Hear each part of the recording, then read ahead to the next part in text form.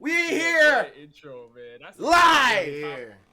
Top intro, bro. That's crazy. Thank you. Thank you for having me, man. Thank you. Like, bro, this is fire, bro. Bro, we appreciate you, bro. What you mean? We appreciate you, bro. I had to tell you. That's why I was so quiet, because I've been doing that lately with the guests here. They be like, why are you so quiet? Because you're not going to get it yet. Yeah, I thought my mic was muted or so. I said, yo, are we good? What's going on? I didn't know you were charging your keys. But he all right. He ain't responding. Nah, I'm here. I'm here. I was like, oh, okay. Oh, I'm live. I'm live, baby. Real quick to shout out to some people that are in the chat. I was just about to get to that. I was literally just about to get the chat. Shout out to Rad Entertainment. You guys are absolutely awesome who dropped by up in this. Shout out to the man with the Life with Anime podcast itself, the Joe We Montana. Yes. Mr. Joe family hanging around with the newborn. Absolutely. We appreciate you, bro. Shout absolutely. Out Joe, and Joe. Newberry, thank you for dropping by, y'all. Y'all ready for a hot seat tonight, because we about to cook. Newberry heard they were missed. You was missed. Word on the street. I know. Those rumors are confirmed. Oh, yeah. Salute.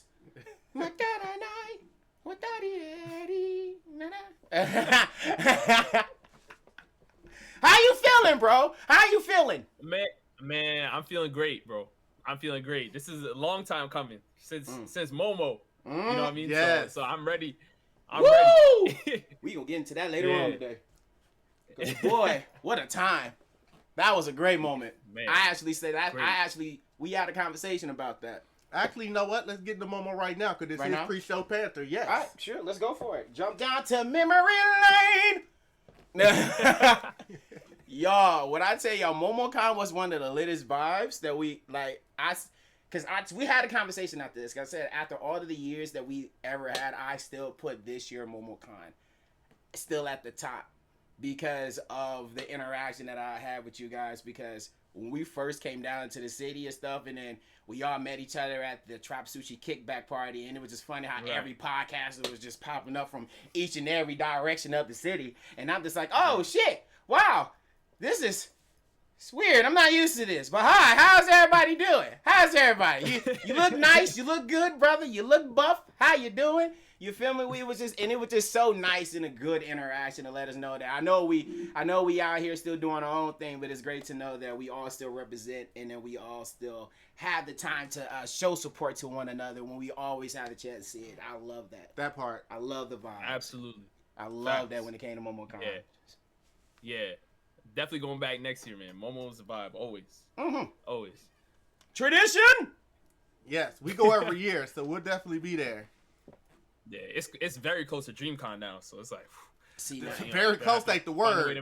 Back-to-back weekends. Boy, look here, boy. Boy, we over here still flipping heads and tail like Two-Face. Like, boy, are we still going? Hey,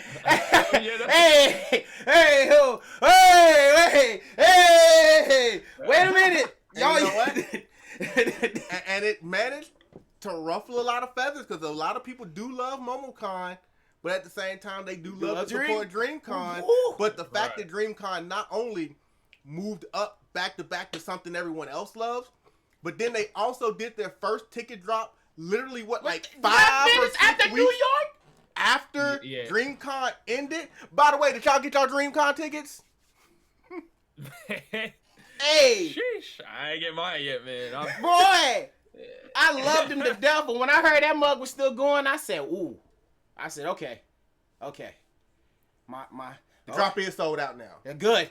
But I just remember at that time, that was one of them, like, I mean, what do you expect, bro? It was a little shocking. When my fault. I ain't mean to. I'm so sorry. I ain't mean to see brother jump in like that quick. I'm sorry. Hey, Jasiri. Look at him, New York stand up.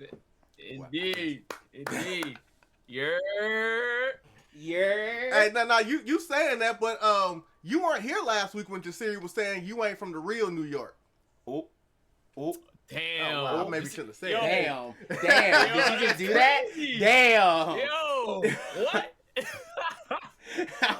Nah, that's crazy. Whoops. That's crazy. Sucking a finger. Whoops. That's crazy. Damn. It was like that. Dude.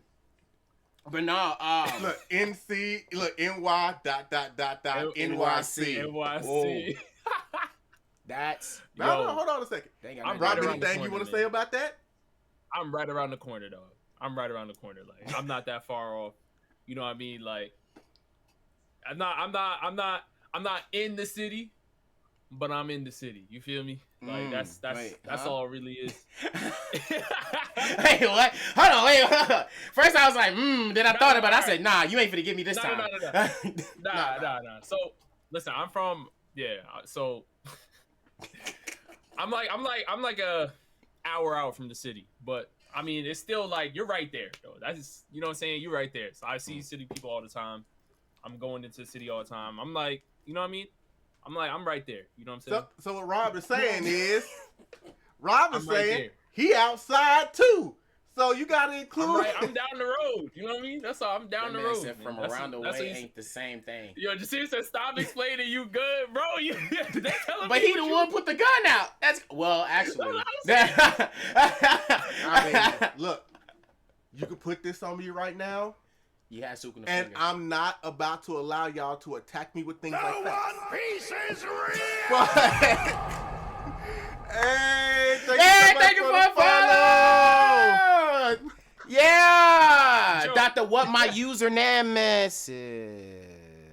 Joe, what you mean, man? From around the way ain't the same. What my username is. Nah, but what I'm saying is, it was said on a public podcast that is available to be reheard on Spotify and YouTube. So, yeah, I might have said it here, but anybody that likes to go back and read our content would have found out anyway. So I'm in the clear. As far as I'm concerned. Come on with the subscription. Yes, sir. Oh, Indeed. Yes. Oh. Yes. Hold on. I know. Get them ready. Subscribe. You know what that means. Sin City wasn't made for you. Yes, That's crazy, man. Yo.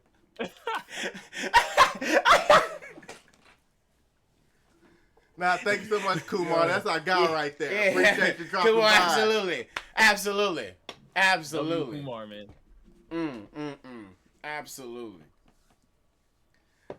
Nah, got swig. We're not sponsored by Red Bull, by the way. We're not sponsored by Red Bull. It's just one of them days. And in fact, since they're not paying us, make sure you turn the logo around whenever you take a sip.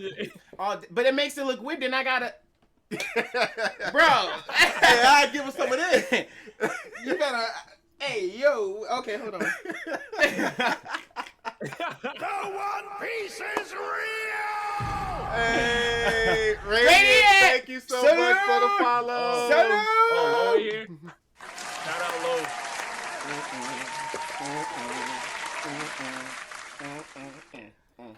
Chat active. But it was great finally getting to meet you in person at MomoCon. Absolutely. You know, not only just meeting you at the club, you know, vibing out, having fun. Anime Sunday telling us that we need to party instead of sit around debating anime in the middle of a party. Which I don't know how that even happened. I swear to God, I don't even know how that even happened. We literally went from, hey, how you doing, to highlights, and then I think it's just Preston, bro. I think he's always the starter, bro. I really think it was him. I really think, because usually when he opened his mouth, it's always some hot take, and then everybody just like, what? So I remember what it was. He was talking about Hunter, and he had, you know, he thinks Hunter's mid, and that's what set it off. Hunter that is was mid. That's what set it off. Look, yes. Joe said Blaming P is crazy. Just said Blaming P is crazy. Bro, hold on. No, hold on. There's too many evidence now. I'm sorry. There's too many evidence at this particular point of your friendship and your lonelyhood of your collaboration with your partner. There's too much going on. Look here. I saw the panels. I saw the clips. I'd send you the videos of me, Shizzlemac, and Preston literally having a conversation of this, and a person that literally ran up on him said, so you the guy said Hunter X mid, huh? In the middle of our conversation. We were literally minding our business, bro, just having a regular nerd talk debate, talking about Sakura or whatever, and then Soul Eater, why that ending was ass, and then we hop on 100x100, and then somehow when a person heard 100x100, and they were just like, you, I know who you are. You the guy said Hunter x Hunter is mid. Yeah, this is the guy right here. No, come here. Yeah, you gotta tell us why you think that. I'm like, me and Ships, man, looking at each other like, oh shit, it's serious. Like, this is a gang war. Like, this is a gang. I just feel like he just called a gang member of his gang. And you said that because there's a lot of time tense in a fun way. In a fun way, you get a little tense and everything. But I'm gonna say this right now. While we got Rob from Shonen Showdown on, we got Kumar in the chat, got your Siri, Podcast Man in the chat, Family Man Joe, Life with Anime Podcast in the chat. I'm just going to say, we all just need to get together and do some kind of super thing one day. And just yell at each other. Yeah. Yeah. Just yell. Yeah, we definitely need to put something together, man. We got to put something together. Definitely. We definitely got to put something together, all of us. I love that. Six Eyes Gojo. No, friendship's going to be ruined that day. Nah, they won't. I feel like it's gonna be a good conversation, but it's gonna be that one topic. It's gonna be that one topic. That one topic can have people walk out. Yes, it's gonna be that one topic. And it's just like, bro, I can't believe you just said that. bro, it's just anime. It's just anime, right? They're not real, bro. At the end of the day. Rob, we all about it. Rob just too big time and busy. But hold on, you can't say that no more. Huh? Ooh. Joe, you can't talk no more. Let you can't talk no more. Let him know. Cause we done seen you on your clips. Wow. We even seen you on the show. You had Momo-Con. Momo-Con. You had two people on your seat. Two people. You had a Nike and a Blaze. And then what after you had a Tracy? I said hallelujah. Amen. I said hallelujah. Amen. He even had 35 Spotify on the view list. Shout out to Spotify. He got on the podcast, Apple Podcast, music up there on the list. You can't say that no more. You can't say it no more. No more. You can't say it no more. No more. You can't say it no more. No more. You can't say it no more. Yeah. I didn't know we were taking you out of church. Yeah, we take you to church over here. Man, I'm about to say, yo, I know Joe going crazy right now. I mean, Joe in the NFL, so you know, he on a different type of timing. You know. Oh yeah, he different. Nah, that's a different breed. Yeah. For us regular folk, you know, we just trying to get by and stuff. You feel me? Oh man, but now, this is normally the part of the podcast where I do a cosplay showcase, but Rob isn't necessarily a cosplayer. You know, he's more of the I'm gonna bring my board to the cons and start a lot of shit player. Yeah, absolutely, absolutely. That's facts. Oh man. Oh yeah. I can't lie. Well, I did cosplay one time. One time I did cosplay. Oh. But it didn't count. It wasn't at a convention though, so it doesn't count. It was for a video. Yeah. Did Aomine from Kuroko. He needs to cosplay. So we dressed up as a Generation of Miracles and then we played basketball. Yeah, you did want to do that video and you canceled it. Yeah. Man. Yeah, because two of my players, they were busy. They they blindsided me, so I had to postpone it. But yeah, I was trying to do a part 2 to that because everybody's been asking for it. Because the first video went crazy, and I was like, yeah, I'll run it back. You know what I mean? Go to a park or something. But you know, they baited. So. But yeah, that's the one time I cosplayed. Like actually. Apparently, they finna put the gun to your head in the chat and said they're gonna make you cosplay. So I mean, that's crazy. I'm trying to cosplay. Ooh, you can't try. Yo. I know. I do. I remember. Y'all definitely try to get me to cosplay. I know a lot of people have been telling me I need to cosplay. I don't even know who I would do yet. So I gotta think about it. Like who I would probably do. Somebody from One Piece. Probably to start. Probably. Okay, first time chatter. What's your biggest hot take in like a versus fight? Oh, it looks like we jumping right in. Oh, I mean, well, yeah. King Drell got this one because you know that clip went everywhere. All right, snapping on your face. Boom. That clip went everywhere. So Eyes on your own paper. We'll get to that. Well, I'll go ahead and say, you know what? Since we're getting the pleasure seats and everything out the way, another segment that we like to do on here is always the week that was, where we talk about things that happened in the past week, whether it's just anime, cartoons, nerd culture, media, just anything that's worth note that we want to put out there. Last week was crazy because it seemed like people were just dying left and right. Big events was going on. Like, it was crazy. This week, don't really have much to get into, so I'm going to go ahead and get those out the way because I definitely want to put some light on it. So let me go ahead and get that. Yeah. The first one, if anyone knows me, that knows that I am the biggest Michael Jackson fan in the world. To me, he's the GOAT. Anyone that looks at my content knows that I cosplay like 5 or 6 different versions of Michael Jackson. And it isn't just him, just from the Jackson 5 all the way up. So when the news came out that Tito Jackson has died, there was no way I wasn't going to bring that up here on the podcast because, you know, a lot of people that don't know that much about the Jackson 5 seem like they only know Tito as the butt of the Jackson 5 jokes. It's always like, do you want to be a Michael Jackson or do you want to be a Tito? And they can be funny. I'm not going to say they can't, you know. I watched Rush Hour like everybody else, you know, but man, Tito got down on that guitar, bro. If you just go back and listen to some of that old Jackson 5 stuff, like, this man played his own instruments. And he was one of the few that didn't really do much of the singing, you know, until a little bit later. But the talent this man had with that guitar was absolutely crazy. So now we're at a point now where, you know, 2 of the 3 most known Jacksons are gone now. You know, of course, Jermaine is still around. Hopefully for a lot longer as well. Yes, also R.I.P. Rich Homie Quan. We covered that in a previous episode. Yeah.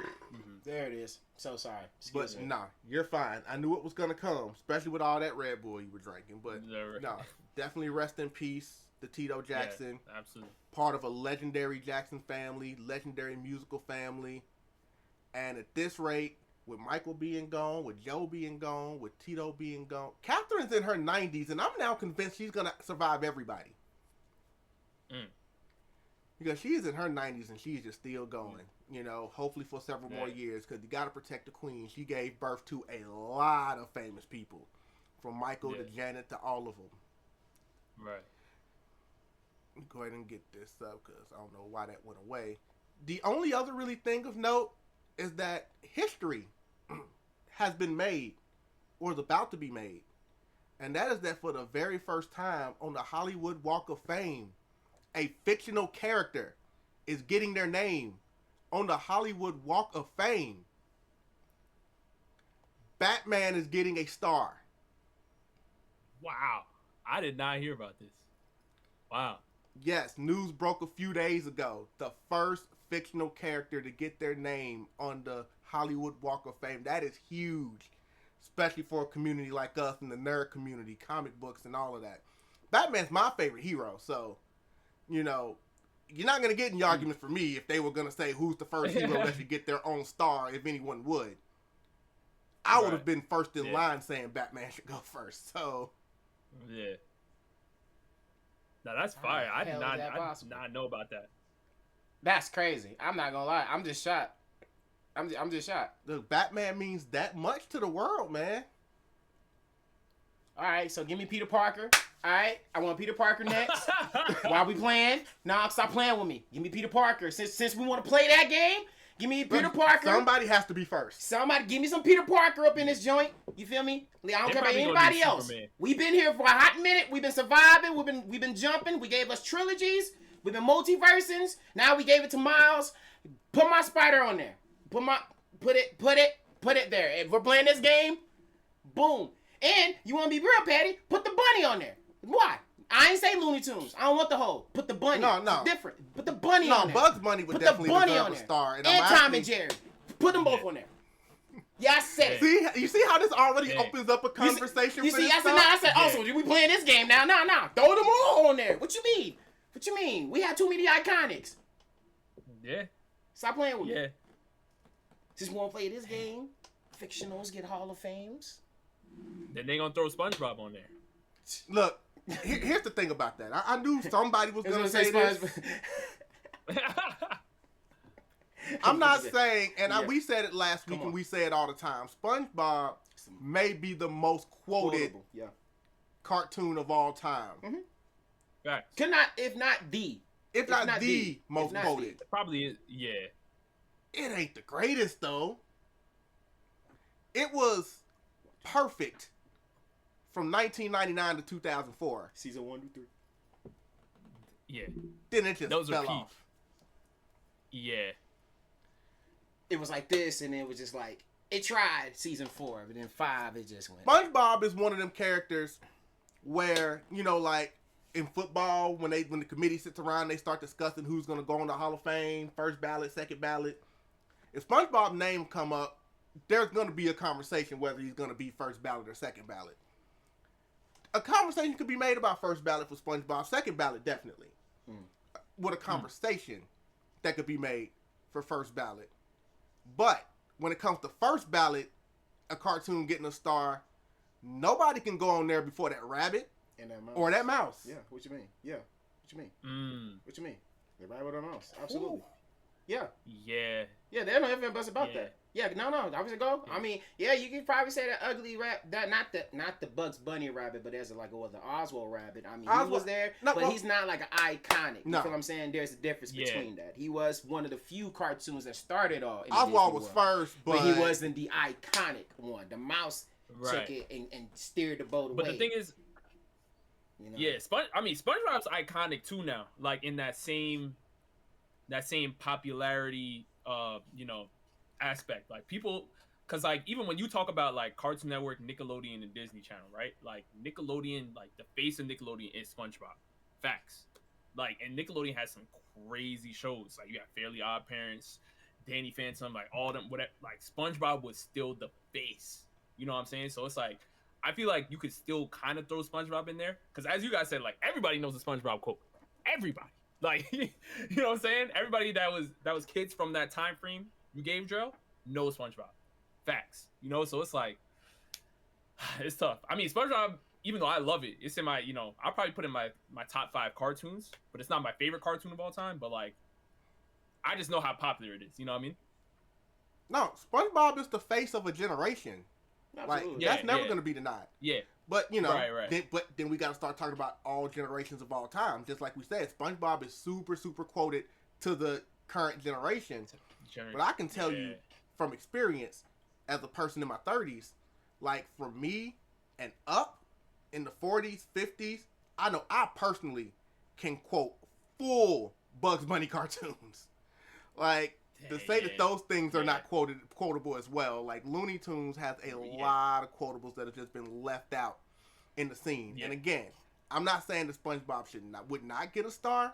I'm just saying I don't know if he should get one before that mouse or that rabbit. In fact, with the chokehold that Disney seems to have on the planet, I'm surprised the mouse doesn't have a star already. Matter of fact, Homer Simpson. Fuck it. Homer Simpson. Fuck it.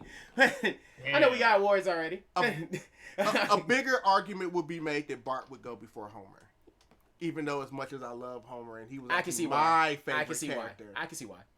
I can't deny that. Yeah. I can definitely see why. They're both standouts, so it's, They're standouts. Yeah, they're both standouts. I am Team Homer over Bart. I'm talking as a whole. I get it. You know what I'm saying? Yeah. Especially she's an iconic voice actor as well.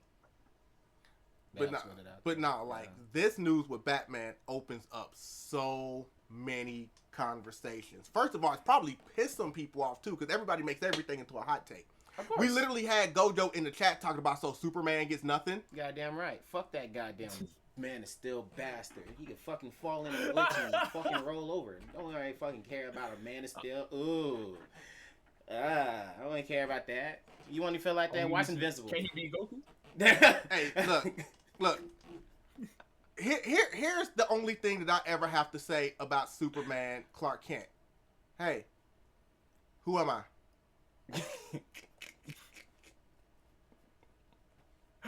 Oh, you don't recognize me? Who am I now? Yo, it's crazy. Oh my God, who are you?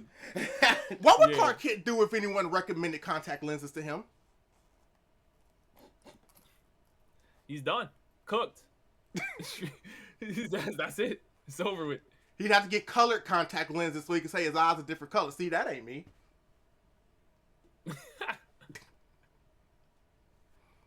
Which is why, and you know, Man of Steel didn't get a lot of things right.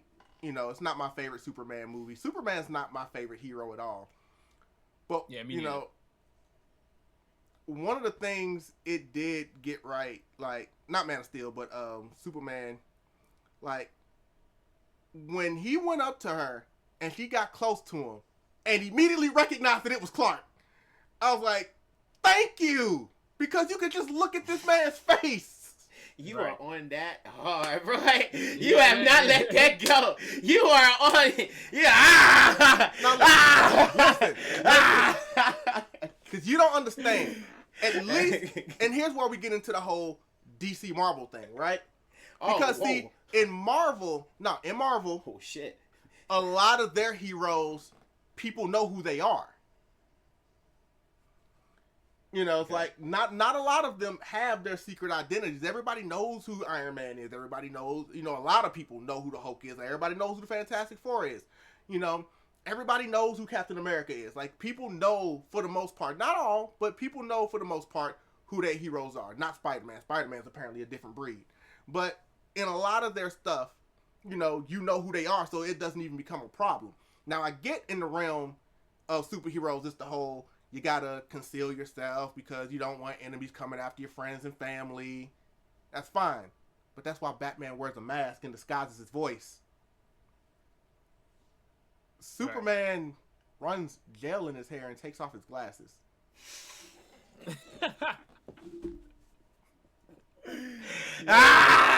I hate you. I hate you.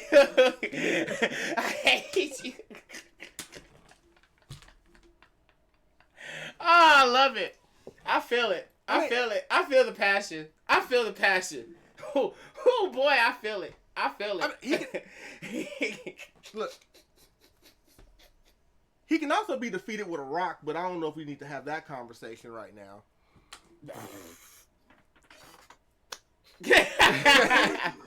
Yo.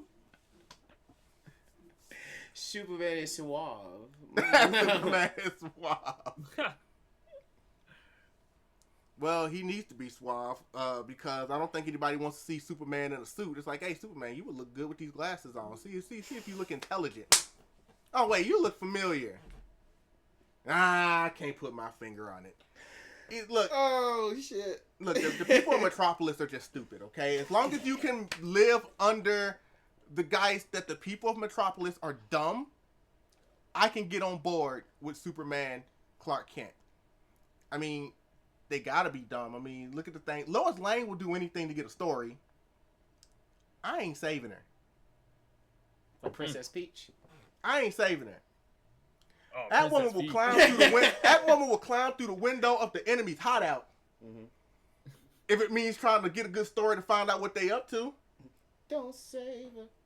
Don't save her. Yo, that video is wild. He weak Wow. too. I mean, you ain't lying about that, Gojo. You ain't lying about that. Cause Bruce be out here. He be out here getting a lot of these. Yeah, he be sleeping with a lot of these these villain girls and Poison Ivy. You know, Catman, Catwoman. That's a Catman. My fault. Catwoman. You know what I'm saying? Yeah, he do. He yeah. That's one thing that is his bigger weakness. But and with a clown, because apparently he can't beat up a clown that has no. But he could. jutsu He just at doesn't all. want to. It's just I don't know what is psychological with this man. Bro, I've been reading comments that the Joker went hand in hand with Batman and Yeah. somehow he got his ass whooped by a clown. I don't get it. I don't get it. That's I don't get it. I don't get it. You a master of all. Of all. But- I mean every style. And you mean you can't compete with a street clown? If you fight somebody long enough, you tend to learn how they fight. I read some comics too. Joker was not always capable of hand-to-hand. No, that's not what I'm saying. But I'm just saying, if it gets to the point where I'm just like, yeah, I'm like, I mean, there's a lot of different Batmans too, though, right? There's like the That- Batman yes, who that laughs or is- something like that. That's and, like, that's all the world of Batmans. DC. It's always different variations. Yeah. That's just Yeah, the yeah. world. It's a Yeah. multiverse universe. Just like there's 1,000 Robins and most of them are dead. Shout out to Red Hood. All right. Shout out to Red Hood. Hey. Shout out to Red Shout out to Hood. Red Hood. Yo, you got a reason. Swear to God, you do. I'm not gonna lie. You got a great reason. You got a great reason. Mm-hmm. Nah, Batman do just be letting Catwoman do whatever the hell she want though. And Joker. Facts. And Joker. You want to be real? I mean, the man. I mean, there was literally a time where you feel me. He knew what he was gonna piss Superman off. Hey, don't kill her. Don't do it, Superman. Hey, don't do it. I know he killed her, but just don't do.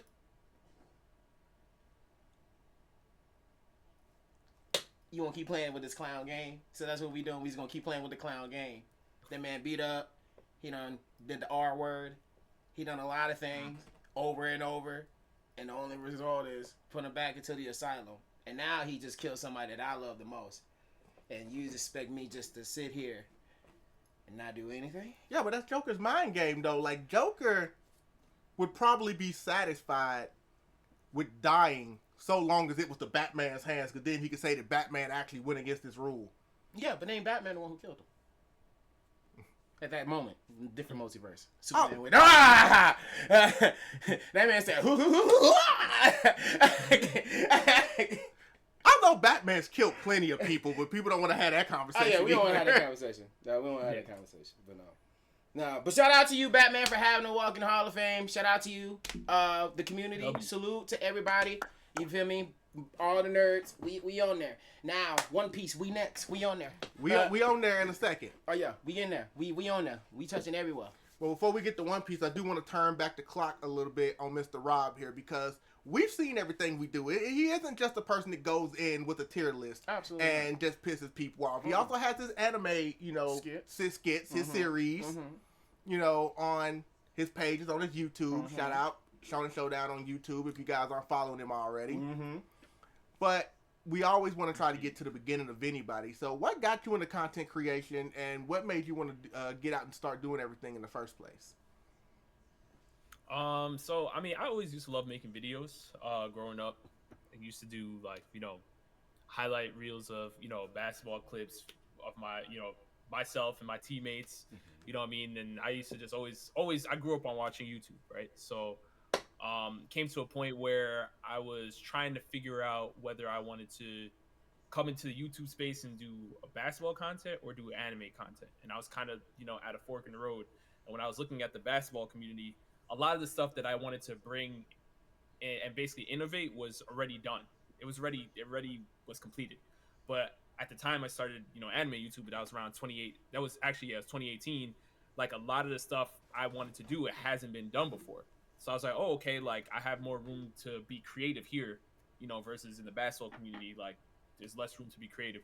So I went with anime because I love them both equally. So I went with, the anime space, and, I'm a big sports fan. So I grew up watching a lot of, sports talk shows with Stephen A. and, Skip Bayless, Max Kellerman, and, I watched Undisputed with Shannon Sharp and everybody, you know what I mean? So I thought about trying to bring that type of energy to the anime space. And then, as my friends got busy, it became, a solo project, and me trying to just figure out, okay, how can I keep this thing going while I'm basically like debating with myself, right?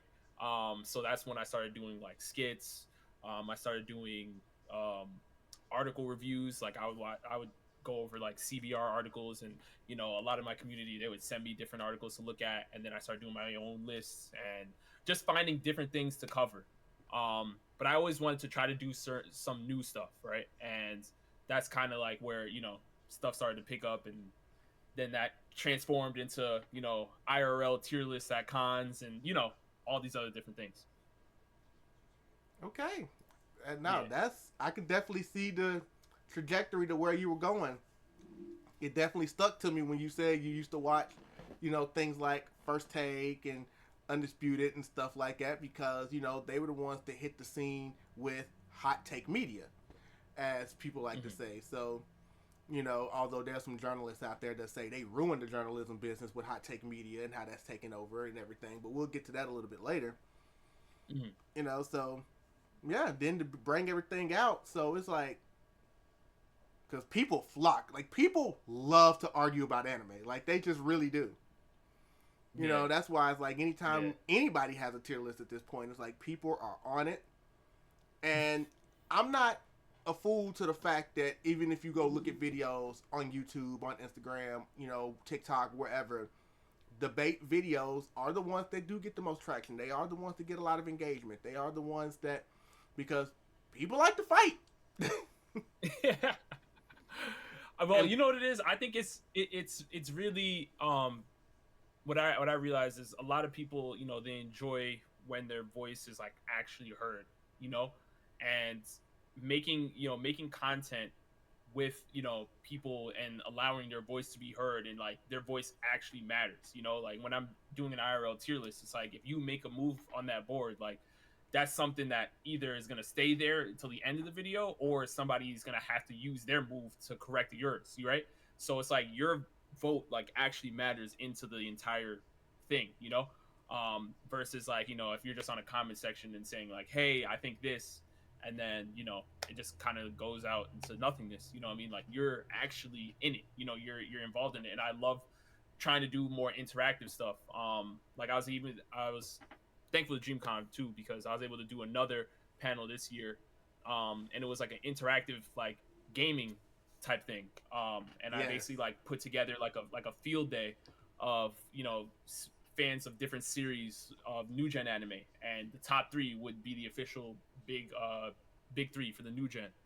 So I love like trying to get people to like interact and like have fun, because like that's you know, I try to put myself in like as a viewer, right? Like if I wanted to watch, you know, my own content, like what would be something fun that I would want to watch, and like that's what I try to create. So it doesn't always hit the mark, but you know, that's the beauty of like, you know, trying new things, because I love creating new concepts and just, you know, throwing stuff at the wall and seeing what sticks. Like that's the most fun part to me. So excellent. But Kumar has a suggestion. I just thought I need to read this out loud for anyone that's listening to this on Spotify right now. Y'all gotta ask Rob about his new content venture, Hentai Showdown. I heard he feeding the streets with that stuff. Is that something you want to tell us? I have no idea. I don't even know what Kumar's talking about. I think he got hacked, but I'll reach out to him and see if we could, you know, get his internet fixed and everything. Because I don't know what he's talking about. Blame AI? Yeah, it was AI something. I don't know what Kumar, you good? Yeah, he said he hacked. Hold on, look. He texted me right now. I have been hacked. All right. But I'll let you know. You know what I mean? It's all good. Like Shannon Sharp, ladies and gentlemen. I don't know. See, now Joe is co-signing it though. So what's this anime hentai? This Hentai Showdown? Wait a minute. So what's Joe talking about, bro? What Joe? Are you gonna be bringing a tier list to the next con of hentai characters? No, bro. Oh my god. Yo, these guys are crazy, bro. Don't listen to anything they say. They're trolls. All of them are trolls. This man's gonna come to the con with a board, and he's gonna be pulling out high school DxD characters. All of them are trolls, man. Don't even listen to anything that they're saying, bro. Joe out here trolling, bro. I don't know what Joe talking about, bro. You see Joe's the crazy. vision. Oh my goodness. Oh boy, but don't tell me I'm giving you an idea over here, Kumar. You hear him?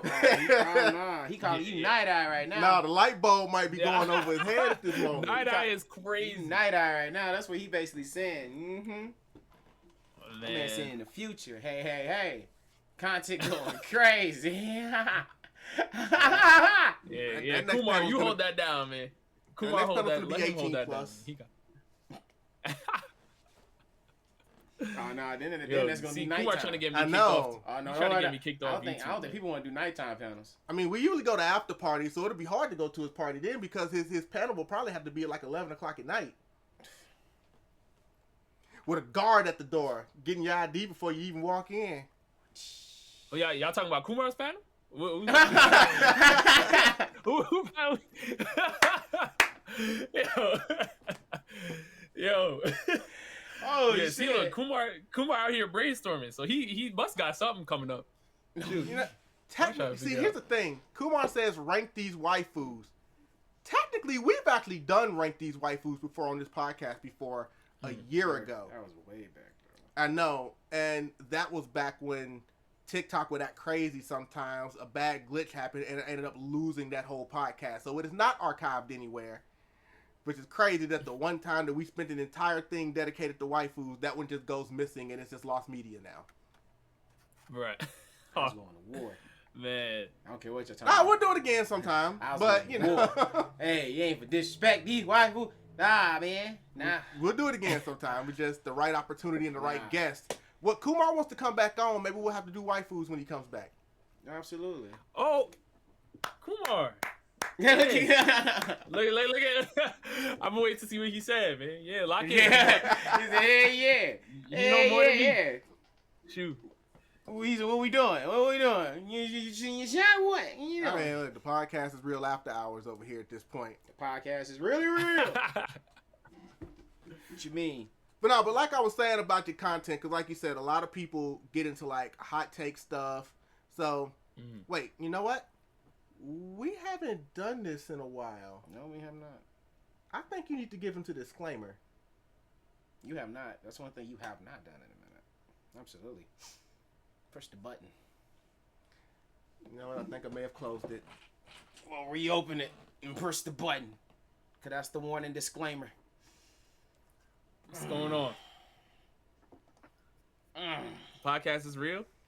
Hold on. Yeah. Well, we're working on that one. The One Piece is real! Ladies and gentlemen, what you're about to hear right now is about a bunch of nerds who's going to be cussing each other around in this book statement. So if you might see us say some things that might hurt each other, we might say some things that may seem like we hurt each other's feelings, but I promise you that is not the case. We love each other at the end of the day. We just like to express how we feel. So please don't think anything that we're about to say is serious.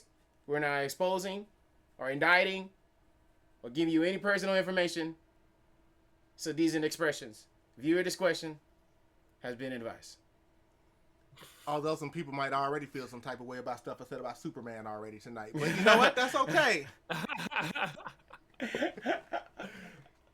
do it. Because what you were saying actually takes me into where I want to talk about right now. And that is, we kind of already started it. And that was the state of the hot take community in the anime. Because like we said, you know, there are a lot of journalists that feel like the Skip Bayless and them of the world have ruined sports media because it's like it's not even real journalism anymore. They say all you're doing is going up there and saying things that'll piss people off or giving your opinions, and there's nothing real about that. And I don't mind anime hot takes. Like I said, debates are fun. You know, there's a lot of content that's based around it. But that doesn't also mean that it might not have been a little oversaturated in the community as well. Because it's gotten to a point now where I'll go to a con and I swear every other like third or fourth person is now doing interviews at the con, and like 80% of the time they're just going, "What's your anime hot take?" Yeah. Those are Kumar's favorite videos, by the way. He loves those. He loves those videos. Yeah, you're right. That's why I But say you're it's right. like I feel like the next time somebody asks me what's an anime hot take, my answer is probably going to be that a lot of people rely too much on anime hot takes. Yeah. Like I said, there's nothing Not wrong true, with though. them, but some people they've noticed that it does numbers. So now everybody that didn't want to do media at first can buy a microphone and now go to con and find people with the best looking cosplays and just go, "What can you say that's going to piss people off and run my numbers up?" I should just ask it like that. Like, let's just be real at this point. Right. Yeah. No, I mean, you're right. You're right. Hot take, that question, it's been asked so many different times, and I have a couple of like interview style videos where you know, I'm asking some tough questions, but I try to really brainstorm, you know, certain questions, and I try to keep it to one anime. So I have one series That's called like asking anime fans questions you're too afraid to ask. So I've done one for I've done one for One Piece, JJK. I've done one for just general anime questions and overall. And sometimes those topics end up leading into deeper discussions and deeper videos. So I try to like set it up in a way where it's like, if this is something that I feel strongly about, I can ask somebody else about this, and if they agree with me, then it's like, all right, cool. But it's like, if a lot of people disagree with me, now it's something that I can unpack even later on. Like that's something that I even did recently. I posted actually, I'm not even gonna get into it because that might be manga spoilers, but basically something happened. You know what I'm saying? Something happened in a series I was reading, and I asked the question, and like it led into a big discussion on all platforms. So I was like, you know what? Now I can make a video on this and talk about this in a deeper light. So. No, I definitely get it. Like I said, and I'm not saying people can't do anime hot take stuff. I just feel like the oversaturation of people that are using it only as a way to try to run their numbers up are kind of getting in the way of like the true people that are out here doing this. Mm-hmm. That's like, this has been their content. This has been a thing that they do. They've already had this community. So then it gets to a point where I've even spoken to people at cons that do kind of get tired of getting asked that question. Mm-hmm. Yeah. Like first, usually when you hear someone say, "Can I interview you?" the first thing that comes out of their mouth is like, "Please don't ask anything inappropriate." But now I'm starting to hear more and more of the anime hot take thing. Right. I mean, that's just a thing of, a certain style of content becoming oversaturated. And that's gonna happen with anything that goes trending or blows up, right? If a certain style becomes a trend. I mean, that used to be, back in the day when it was like, Vine, and even like earlier on Instagram, like that used to be, because I used to do like dance videos, right? So there used to be dance challenges all the time. Like now it's TikTok got a new dance for every song that comes out or a new sound. But back in the day, it used to be, the mannequin challenge, stuff like that. And those things would be, it's kind of like that in the anime space where, it's the anime hot take challenge. Like everybody is just doing anime hot takes because that's, the trend. That's the challenge right now. You know what I mean?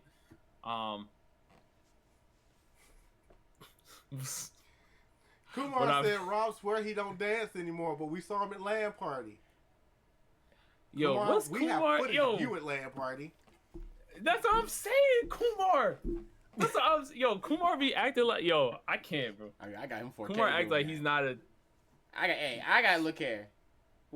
There's no denial. We all get boogie. All right, we all get down. Let's just accept it, okay? Nah. What you do is you're Chris Brown. No. Don't even. Fuck out of here. No. I legit have you in 4K. In 4K. Regular.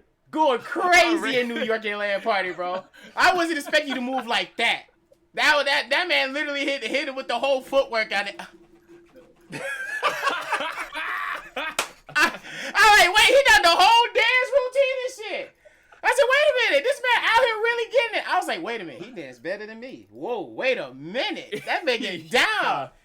I said, that man getting down, bro. Man, look, that means you got to challenge him on the dance floor. Never that.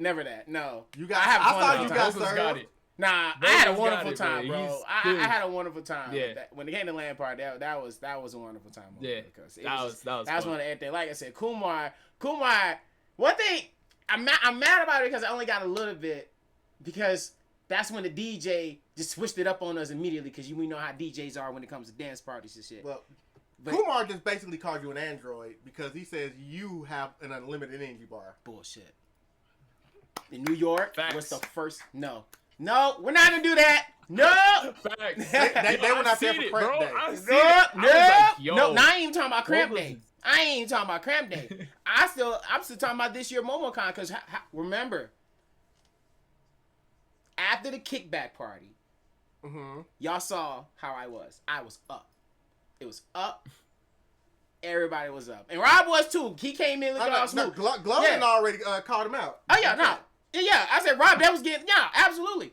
But I know at MomoCon we was all, you know, we all had our nice drinks. We all came in together. We took a nice little sip shot cup. I already had my pregame going on, and I came up there. I don't drink, nice. but they do. But I was nice and toasty, you feel me? Rob came in, look at all pimp, slip smooth with the glasses, shirt open, with the chain going on, you feel me? Rob came in with the jersey, Preston came in with the glasses and the hat and a regular shirt, you feel me? We was all in there vibing. We were just vibing. That's literally what it was. And then I remember me just sitting there drinking, and then I just had Joe come up to me, and he looked at me. He was just like, he just looked at me like dead in my soul, and I'm just looking like, what's going on here? He like, you okay, bro? I'm like, yeah, what's going on? He was like, your eyes ain't open, bro. Your eyes are closed. I was like, brother, I can see you perfectly fine. I promise you, I can do. He was like, oh, okay. Just want to make sure because you don't look very nice right now. Think you need to go sit down somewhere. I was like, why is he talking to me like he's a fucking dad? Because he is. But I didn't. But my brain said wasn't like that at the time. I said, why is he talking to me like he's a fucking dad? Why is he talking to me like that? But that was a moment though. We was all lit. We all had a vibe. We was all getting down. He was definitely going crazy in the Cupid Shuffle. You feel me? Like, Rob is not slick. Do not let this man fool you. Don't let Kumar fool you. Don't let Rob fool you. Don't let Jasiri. We all know about me. Yes, we know about me. Good. We know about me. Yeah, we know about me. But do we know about you? That's what we really listen. All I know is y'all put on Lil Uzi Vert, I Just Wanna Rock, and let vocals do his thing. Nah, I got set up. I was set up. I know you're talking about. I was set up that day. No, I was set up. I was minding my business on the sideline. I swear, I was literally talking. Again, I was talking to Joe. We was chilling and cool. Then out of nowhere, Tokyo. I have video 4K. Tokyo pulled up. I'm just like, okay. I was like, oh shit, this is my shit. Ah, yeah, nice. And then Joe, here come not Joe. Here Tokyo coming around the corner. Hey, come on. I'm like. I said, I got a drink in my hand, bro. He was like, nah, put it down. I said, stop. Okay, all right. You got me. I was set up. Oh, man. I was set up that night. It's okay. All of y'all are wild, and at the end of the day, I can't wait to see all of y'all again. So, you know what? It's just... Because the turn-ups got to continue. Some of us will be doing this again in December. Woo! Woo! 42, that's me! It's cold cut. Hey, I'm ready for AWA. That's the close. But that was the thing that I wanted to bring it back to about all these hot takes and everything. And, that they can... definitely oversaturate, but there are people like Rob here, like a few others that we know, that definitely hold the community down. Now, after we get done talking about the oversaturation of hot takes, let's get into some hot takes. All right. What is your anime hot take after we just said Nope. I ain't say nothing. Y'all went crazy. I was listening on both ends of how y'all feel.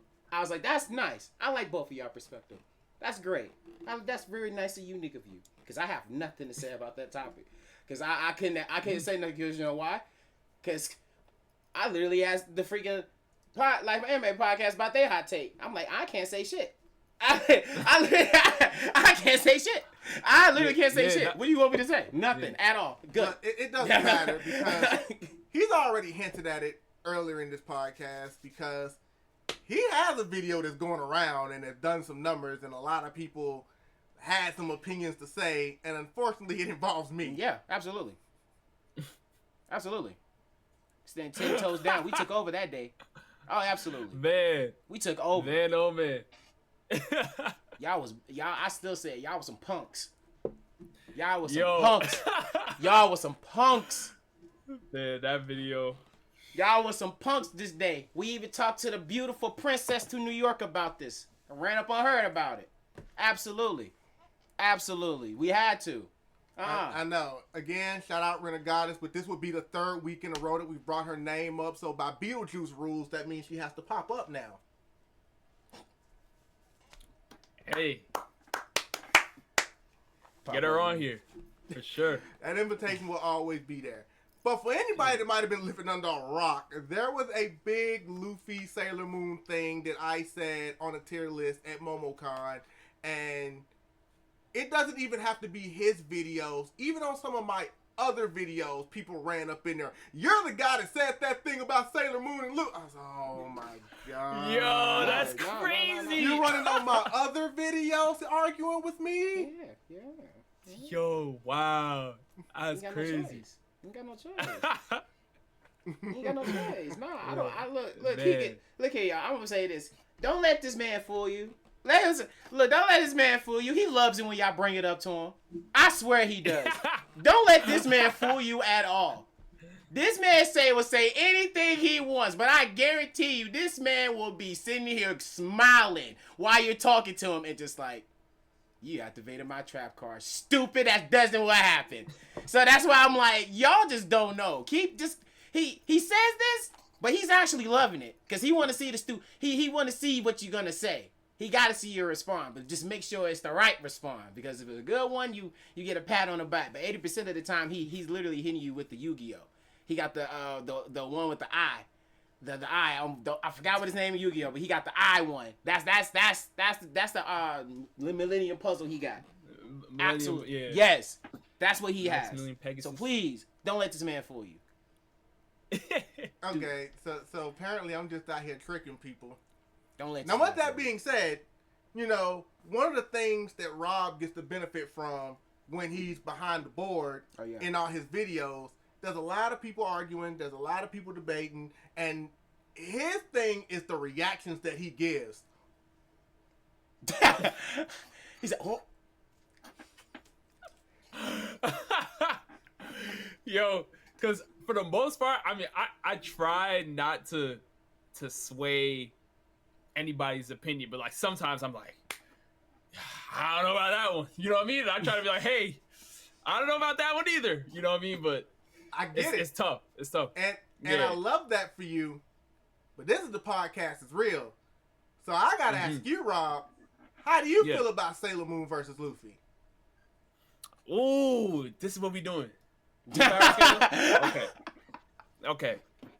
So I will say that after hearing your position, right? Because I'm coming in with a mindset of basically everything that I've heard about Sailor Moon. But you know more Sailor Moon than I do. So when I heard your position talking about, how her personality would not really, be a factor based on, her fighting Luffy, I thought of it as a situation where there was I don't remember if it was like an SBS or there was something that basically stated literally that Luffy in Gear 5 has the ability to, make his imagination become reality. Like that's the scope that he has it at. Like we've seen some wild stuff like in the manga he's literally like ripped off a scar and like put it back on, like you know what I mean, he's doing crazy stuff.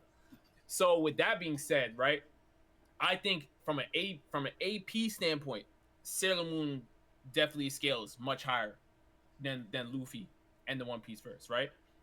But because you're stating that it would have to be her ability only works on certain characters, right? Then that would mean that her hacks is not really going to be working on Luffy overall. So that's but based on what you were saying, right? Again, I'm not as well versed in Sailor Moon as you are. So I can only go off of that position until I research it on my own. So I have to take it for what it's worth and be like, okay, you know more Sailor Moon than me. So if you're saying that her ability will not work unless, Luffy is evil or he's mean-spirited or morally, unwell or whatever, then I have to take that for what it is until I find out more. So that's why in that situation, I was like, this is a wild position, but I'm like, it makes sense coming from somebody that's tapped into Sailor Moon. Because a lot of people that I can speak for a decent chunk of, actually, I'll just speak for myself. Just being in the parascaling community in general, like a lot of people know about Goku and all his feats and all stuff, but you constantly hear that Sailor Moon is somebody that can defeat Goku, right? So automatically, I put Sailor Moon in that Goku tier, and I don't have Luffy in that Goku tier, obviously, right? Because Goku is shattering, like he's shaking the world of void. He's on a whole different level. But if her abilities are not going to be working on Luffy at all, because her abilities are basically, it depends on Luffy's personality, then at the end of the day, like, what can she really do, right? What's in her arsenal? And that's kind of why I was like, and it's basically what Vocals was saying in the video, where he was like, nah, like, answer his question. Like, you got to answer the question, right? Don't be a bitch. And that's kind of what it was coming down to. Nah, don't be. Yeah, don't be yeah, a bitch. yeah. I'll say it again. I'll say it again. But that's a fact, though. That's a fact. I always say, what's the conversation? Because there are conversations of like, who would win in a fight and who's more powerful. Right. Sailor Moon, Princess Serenity, is one of the most powerful people in all of anime. Power. Mm-hmm. You know, when you can create a universe, you're pretty powerful. Mm-hmm. Right. When you can reincarnate life, that's powerful. But when all the arguments are, oh, they'll win in a fight, I say, okay, now take the things that she's powerful at and now tell me how that helps her win a fight. Mm. How does her ability to create a universe help her win a fight? You know, if she has to reincarnate, because she can reincarnate herself. If she has to do something so drastic that is going to take herself out as well, I don't consider that a victory. Super. Man.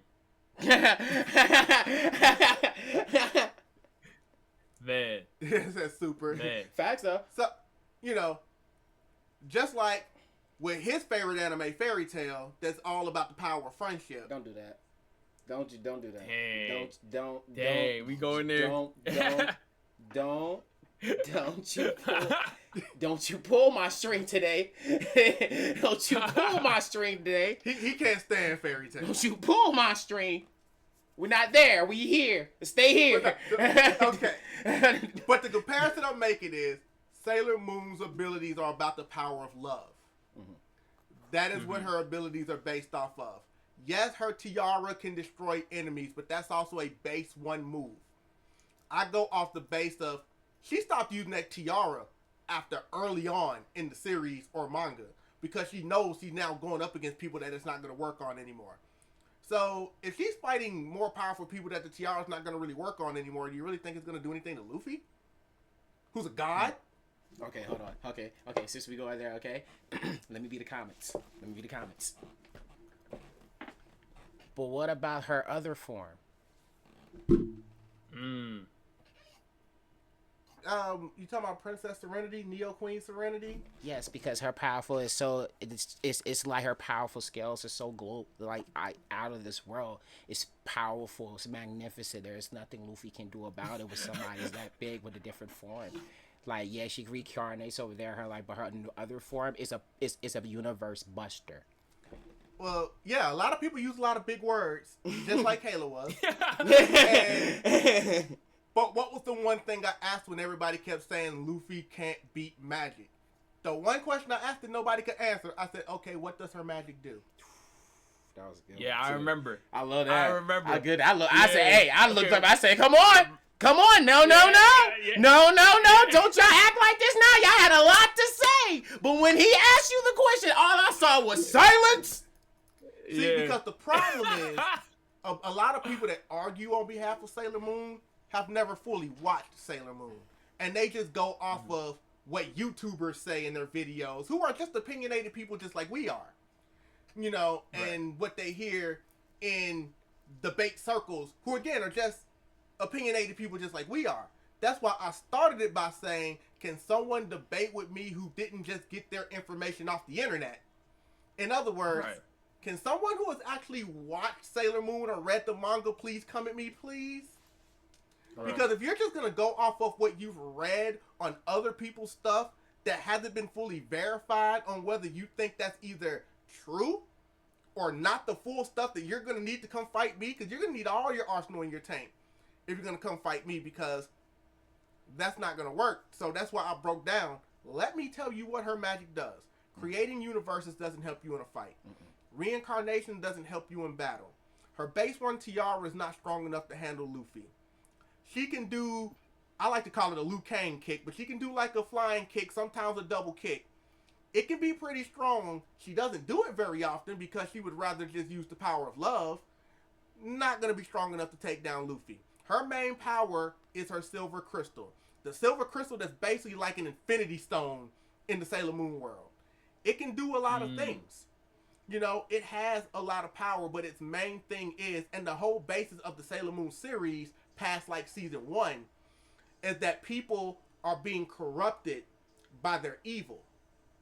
And the way that she defeats these monsters is by using her healing power to purify that evil and save these people. That's how she's defeating these monsters, with the power of love. So if you are defeating people by using your power of love to purify the evil that's inside of them, how is that going to defeat someone who doesn't have an evil bone in their body? Yeah. It's also the same reason why I say she can't beat Goku. Yeah. And I've heard that too. I've heard like Sailor Moon and Goku have always been like the two that, you know, are always that conversation will always last. But like that's how when it became a Luffy versus Sailor Moon, people are like, whoa, like what's going on? But see, but that's my position, right? Is that I was like, okay, you know the Sailor Moon manga and the anime, right? So from the moment you said that, I said I have to defer to what you're saying. Like I can't until I read and watch it myself fully. You know what I'm saying? Because I've seen certain scenes, I've seen certain things. Obviously, I've watched videos, but I have not locked in on myself completely. So I can't really debate that with you. I was like, yeah, I guess we got to go with it. You know what I mean? Like, shoot, Gojo, I mean, it makes sense. You're absolutely right. She could beat Vegeta. I've never denied that one. I'm just saying, with Goku, like I said, that's why when it comes to battles, you got to understand who you're fighting, and personality does play a part in battles.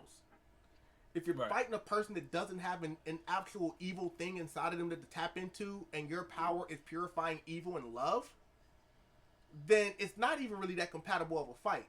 Like I said, if the conversation who's most powerful, it's Sailor Moon. But winning a fight is a completely different argument. But Luffy ate a devil fruit. I heard that one too. And my thing has always been okay. Yo. Have we seen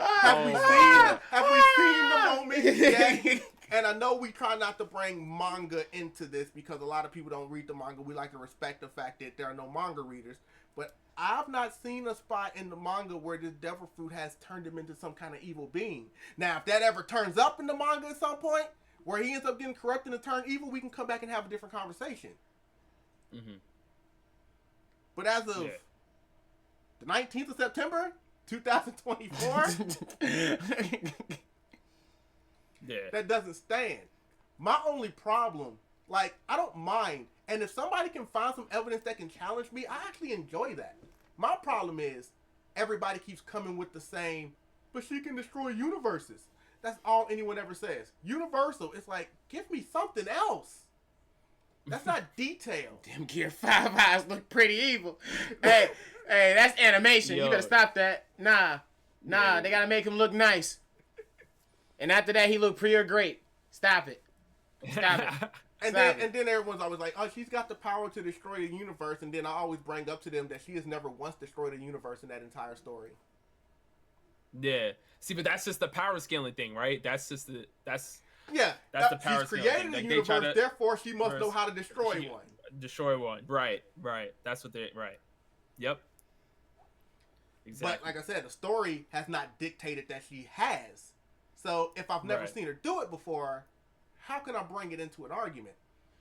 And again, if you've got to destroy an entire universe, which would be including yourself, to take out a threat, I don't know if I can call that a win. So basically, ladies and gentlemen, you know, that's like literally every time Frieza gets waxed, his go-to is destroying the planet. Basically, ladies and gentlemen, what we having in this discussion of this debate is y'all are wrong. Let's just call it what it is. Is the vote. But hold up. Before we say that though, right? Okay, all right, go for it. Can we say that Luffy has an attack? Because I'm asking on her defensive side now, right? Mm-hmm. Do you think, like, let's say Luffy's Bajran gun, for instance, you think that's enough to knock down Sailor Moon on defensive? Like, does Luffy have an attack that's strong enough to take down Sailor Moon? Because that's gonna be the next question. You know what I mean? Or it might be a stalemate.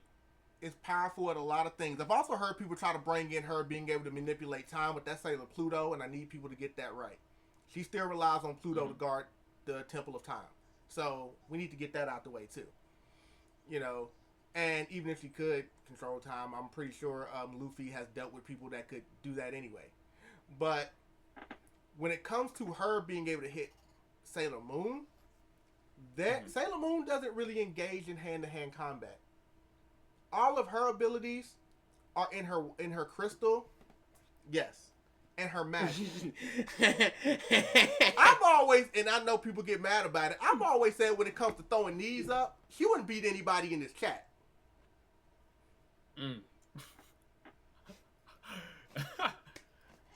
But like, so you think like Luffy can like punch through her crystals, like, you know? Well, what I mean? she Like, doesn't put up a force like that, field, or like and as powerful as she is, one of the abilities she does not have is speed.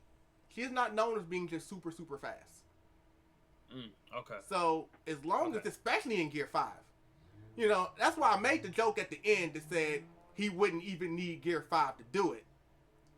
Right. But, hey. Yeah, that did it right there. Yeah. Ooh, that did it right there. He don't even need Gear 5 to do it. What did you just say? She's a planet buster. Are you serious? Have you seen her other form? Oh no, are you crazy? No, she is a powerful planet buster beam. Are you crazy? Yo. You retarded. Yeah. You da-da-da. You such a ba-da-da. You such a irk. You such a da-da-da. All right, let me ask you a question then. What can she does that can defeat Luffy? Obviously, before Gear 5 came around, Luffy had his fair share of weaknesses too. No, absolutely. Like, she could wait him out because, you know, Stamina he could still run out of still stamina, everything. get hungry, Yeah, the stamina things is that a happened to big thing. Luffy where he would have to temporarily leave fights. Yeah, stamina is a huge thing for Luffy. Definitely a biggest thing for Luffy. Yeah. And if that was to Facts. happen in a fight, she's got him.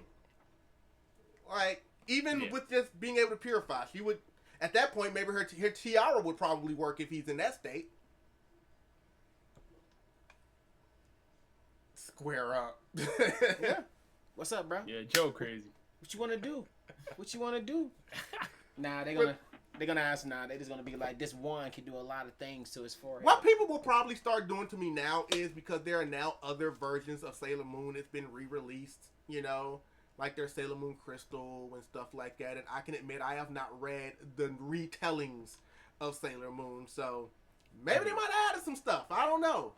But as far as OG Sailor Moon from beginning to end, Sailor Moon is not only one of my top 10 favorite animes, it was my first anime. Like, I can't pan the room right now, but I have Sailor Moon posters on my wall over here. Like, I get, because the problem people have is they take my stance on people against her, like a Luffy or a Goku, to think that I don't like Sailor Moon. Yeah. You know, she's another one of those lovable crybaby heroes. Right.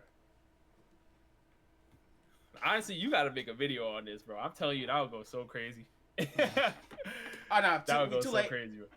And if I even wanted to take into consideration that even Sailor Moon crying can even take down enemies, I don't think they could take down Luffy in Gear 5.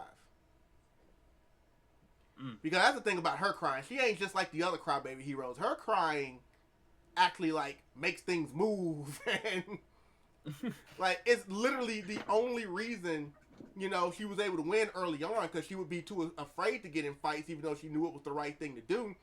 But for like the first 3 seasons, all she would do in fights is dodge attacks. Oh, she's good at dodging. Dodge! You know, she's really good at dodging. You know? Dodge! She'll dodge this, and then she'll fall down. She'll get worried. They're about to beat her. All of a sudden, that Rose comes out of nowhere, and Tuxedo Mask stands there and says, "Get up, Sailor Moon. You can do it." And she goes, "You know what? I can do it. And then she gets up and throws her tiara at him and they beat him. So, you know, for the most part, she also doesn't win her fights on her own. Right. Dang.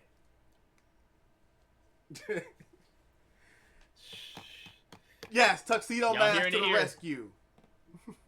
Well, there it is. Y'all hearing it here.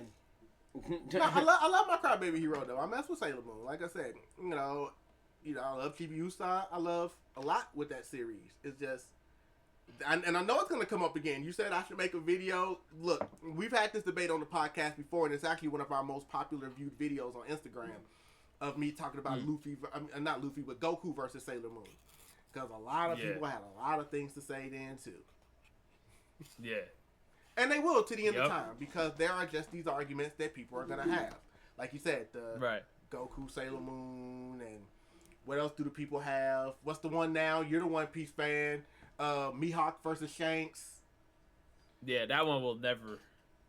I can't wait. Oda's got to give us something, man. I'm starving. Hey, you better be careful. Joe finna jump in the chat, start acting crazy. You better stop. Man, Joe already know what it is, man. You know what it is, man. Now, I am gonna say, sir, you know, because it's been so long since we've done some of these topics, some of them are callbacks, and I already know your answer, but I'm interested to see what Rob has to say about some of these. Okay. So let's go ahead, because, you know, I feel like I could end up doing it. I could do an entire podcast talking about Sailor Moon, so I want to go ahead and try to get off of that right now before some more people come through and try to attack me. We had this when Jasiri was on. So a scenario. If you were in the world and you wanted somebody to be able to take care of you, would you rather have Sakura or Tony Chopper?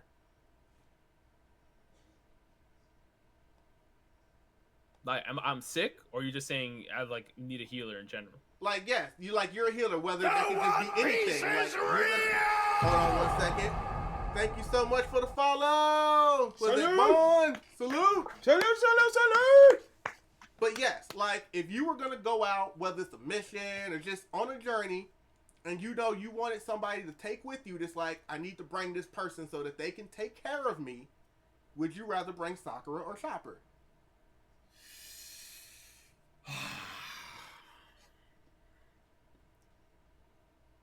I mean, man, that's so tough, bro.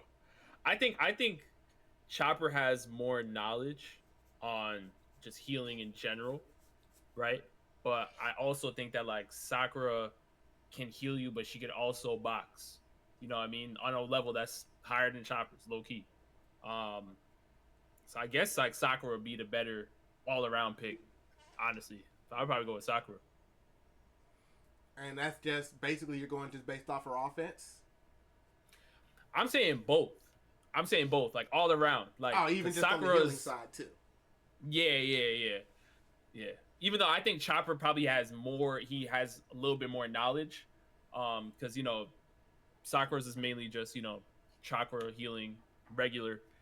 Where Chopper is making antidotes to poisons and like all these different things. Rumble balls, stuff that can power you up, all this whatever stuff. But I do think that like in a situation where it comes to throwing hands and boxing, like even though Chopper has monster point, it's like he can't even hold it out for that long. Like Sakura is much more powerful, so it's like you're getting kind of the best of both worlds of Sakura versus only one in Chopper. So I'll probably go with Sakura. I only brought that up because the question is want taking care of you, so the offense doesn't really apply in this conversation. It's really just more you're okay. Oh, it just heals. Yeah. Okay. Oh well then, damn. I mean, I guess Chopper. I guess it would be Chopper.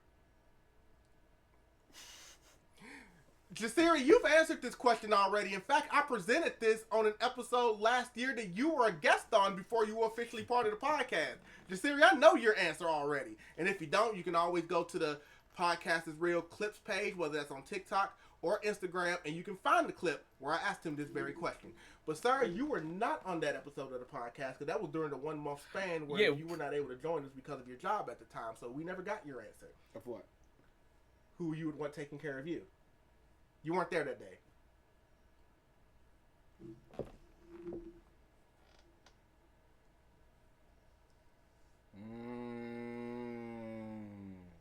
Now, Rob went with Chopper now that we know he's just really about taking care of you. This isn't about throwing them out there in combat.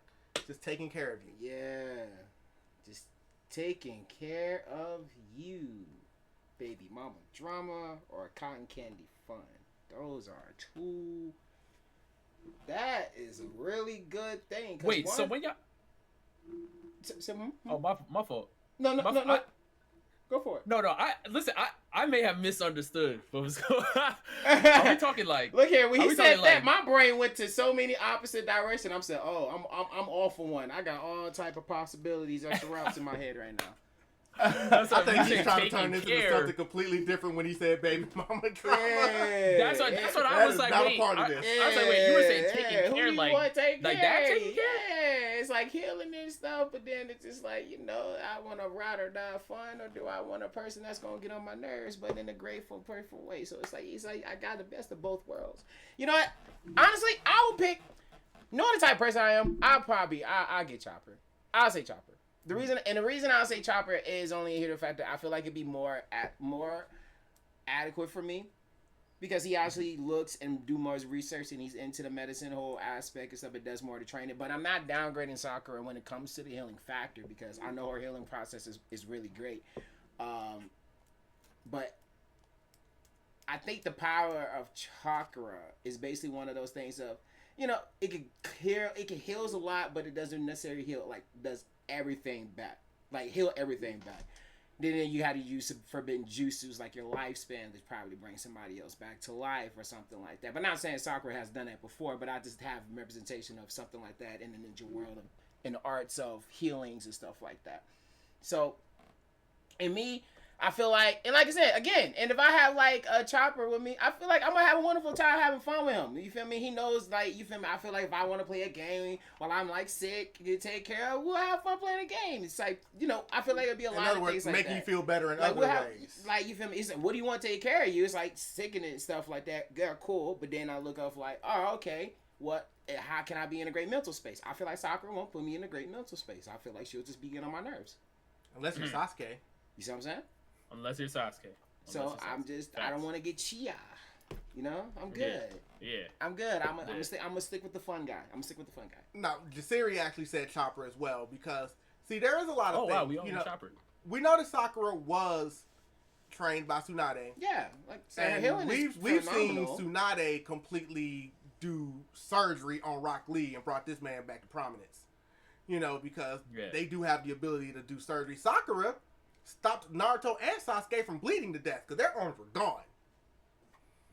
And if she didn't get there when she did, they're both done. Yeah.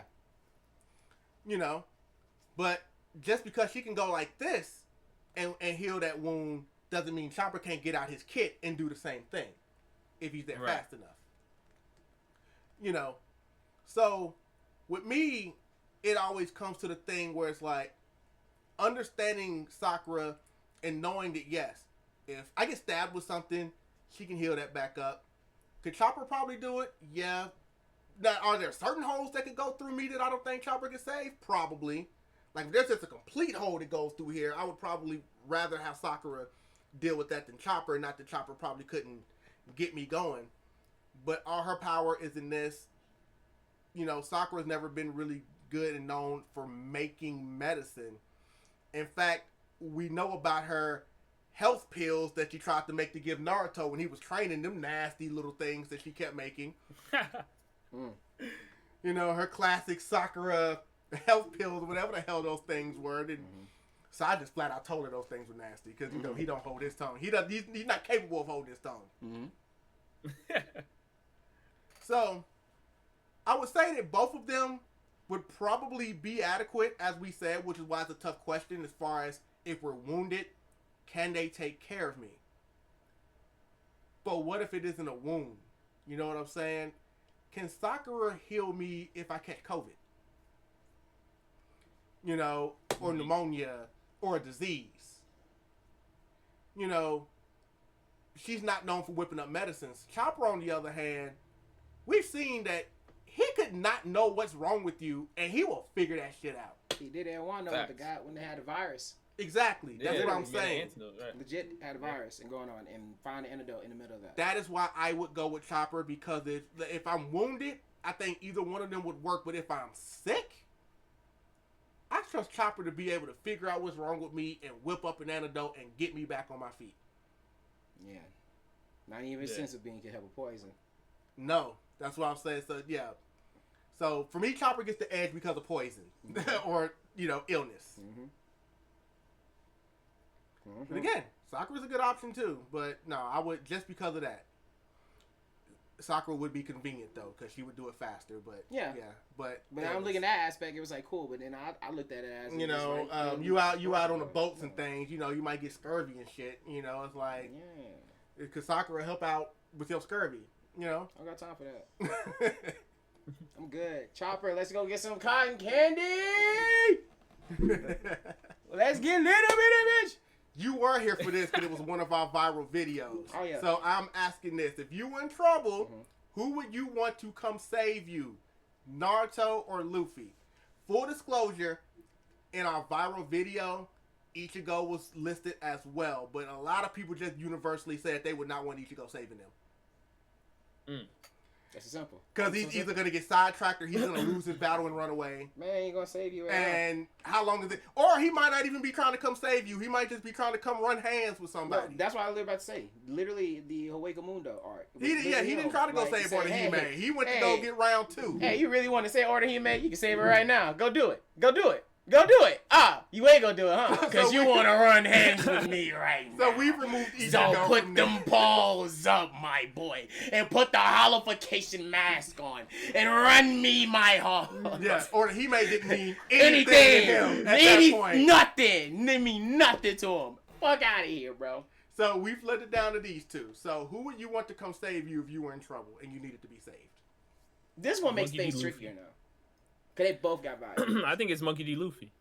I do. Okay. Yeah. Give the reasons. Yeah. For me, I think that Luffy, no matter, because this could be any situation, right? I think no matter the situation, Luffy says he's gonna do something, he's doing it. And I'm not even saying that like Naruto can't, right? I just think that like I have more faith in Luffy really saying exactly what he's going to do, and like his methods aren't always the greatest, right? But I feel like, I mean, there's certain things that Naruto essentially, like if Naruto's trying to convince somebody to be a good guy, through talk no jutsu, you know what I'm saying? Like some people can't talk them out of their ways. You gotta punch through them, you know what I mean? And I feel like Luffy is that type of character. Like he's not even trying to, Doflamingo, we don't need to talk. We don't need to have a conversation. I already know what it is. Square up. Like let's get this over with. Let's knock down the birdcage, whatever the case may be, free the people. Like Luffy literally, by chasing his dreams, like he's freeing people just like on the side. It's like, you know what I mean? It's different than like Naruto having a rescue mission. You know what I mean? Like, oh, we gotta go rescue Sasuke. We gotta go do this, do that. And there's many times where Naruto did come up short. You know what I mean? Versus like Luffy, literally he did end up freeing Ace. He went down into Impel. He went all the way to level 6 Impel down. Came back out. Literally went all the way to the war. Went through all the admirals, everybody. Freed Ace. So he did what he was supposed to do. He did his objective. You know what I mean? So I'm not saying, listen, we saw what Naruto did in the 4th grade Ninja War, right? The Konoha 11 were so far behind in terms of combat. Naruto literally had to send like Shino a shadow clone to help him out in his battle. You know what I mean? Like sending shadow clones here, shadow clones there. Oh, here, you guys take a Nine Tails cloak because y'all need it. You know what I'm saying? Y'all need my help. So it's not like saying Naruto can't help. I'm just saying that there are times where like Naruto has fell short, where it's like Luffy, when it comes to saving people, like he's saving. You know what I mean? Like it's a done deal. Now, after you get saved, it's what you do with that. You know what I'm saying? That is like kind of a thing where it's like whatever. But I think I'll go with Luffy, man. I think I'll go with Luffy for sure. Okay. I ain't gonna lie, when he went to Impel down, my church side kept, I'm gonna scream hallelujah, but I ain't want to interrupt him. Because y'all know Impel down is like one of my top favorite arcs. When he said that, I was like, yeah, nah, you right. Fire. Nah, he spin right there. Oh yeah, nah. Impel down was not a regular. It's not a. Come on. Woo! It was a That's cold floor, crazy. hell floor, beast floor, down blow, snake. Oh God, he was not lying. Come on. He was going, and then you had to deal with the venom, the poison. Oh, woo! The poison officer. And it's real. No question. No question. I was like, okay, nigga, I just don't like you. Literally, I just don't like you. I have the right to execute you on the spot just because. Oh, man, nah, he's spitting. Yeah. I feel like this, though, because this is why I say it's kind of like a doozy, right? Because I look at it this in this aspect, too. There has been a lot of times when I did see Naruto actually wanted to accomplish do what it had to do, but it's always a counterfeit measure because of the story is they always want to keep it to focus on the line of Sasuke and Naruto in between the thing. Now, when it came to, like, the Chunin exam and stuff like that, that wasn't even... It was like... That one was, like, a save, but it wasn't, like, a historical save, like, oh, I need to do, like, an Orochimaru save, but each person was doing their own fighting to save the amount. But I do keep that in mind that Naruto did have to protect me... technically did have to protect the village when it came to Gaara in that fight, in that aspect, because that wasn't one of the most talked about fights of there too. Then you had to think about, and then I thought about the rescue mission of Sasuke, right? And like technically Naruto did went out to try to do what he was supposed to do, but it just wasn't successful because like he did made a great point. Not everybody is on a no talk no jutsu because Sasuke at that time was not on the no talk no jutsu vibe. I was on more of I'm jealous of you. I need to find it get stronger to get better than you. So it's like, but it's like you still see Naruto still go and do complete his mission that he was supposed to do. It's still one of the historical fights. We can still bring up the pain fight, but that one was just more of a tricky fight because that was more of a correlation of yo, we both have the same master. We can talk, but that was a different guy. But then again, Naruto did have a lot of crazy different guys because somehow he always touched damn near almost every ninja person heart. He touched Zabu's heart. I don't know how the hell he touched Zabu Haiku's heart. You talk too much. Yeah, you know what I'm saying?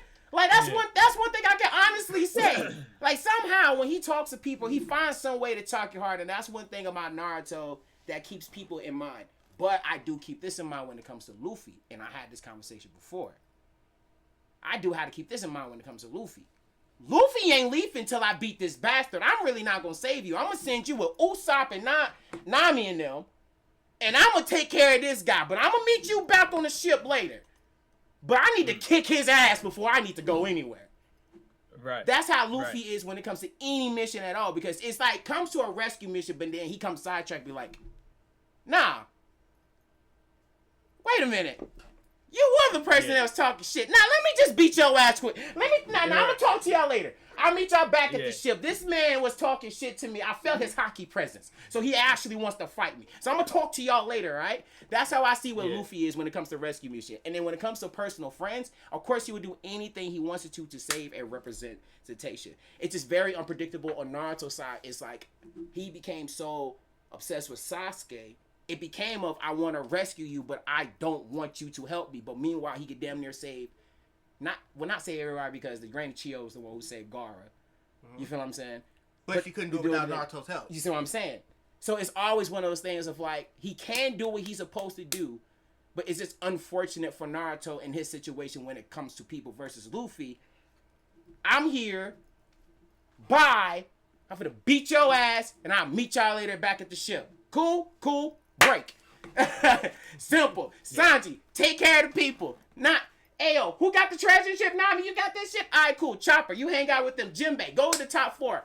I got it. Like, one of the great example. Wano was like one of the greatest example of that entire operation. It wasn't even like more of a saving mission, but I still have to go up there and meet the other people from top so we could get this fight started. But when he got up there, please tell me you carried the land of Wano. Don't let the people go die in vain, Luffy. Do this for Odin, Luffy. Yeah, you feel me?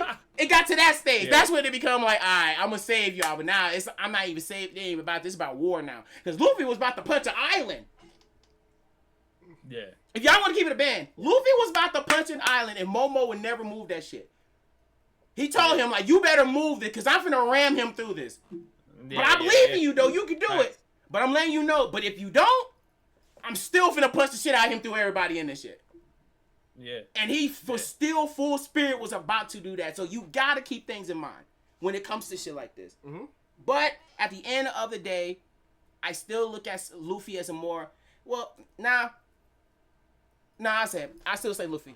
I say Luffy, and it's only by an edge, cause it's just Naruto just unfortunate. But like he said, what got me, what stood out the more is you can't talk to everybody like that.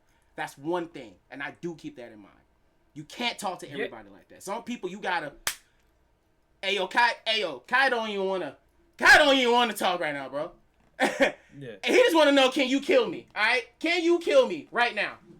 Right now. I just jumped from outer space. I came from the Navy ship. I had Shanks cut me and stuff. I had a lot of shit happen, but none of them niggas want to kill me. Can you kill me, bro? Let me just see how strong you are.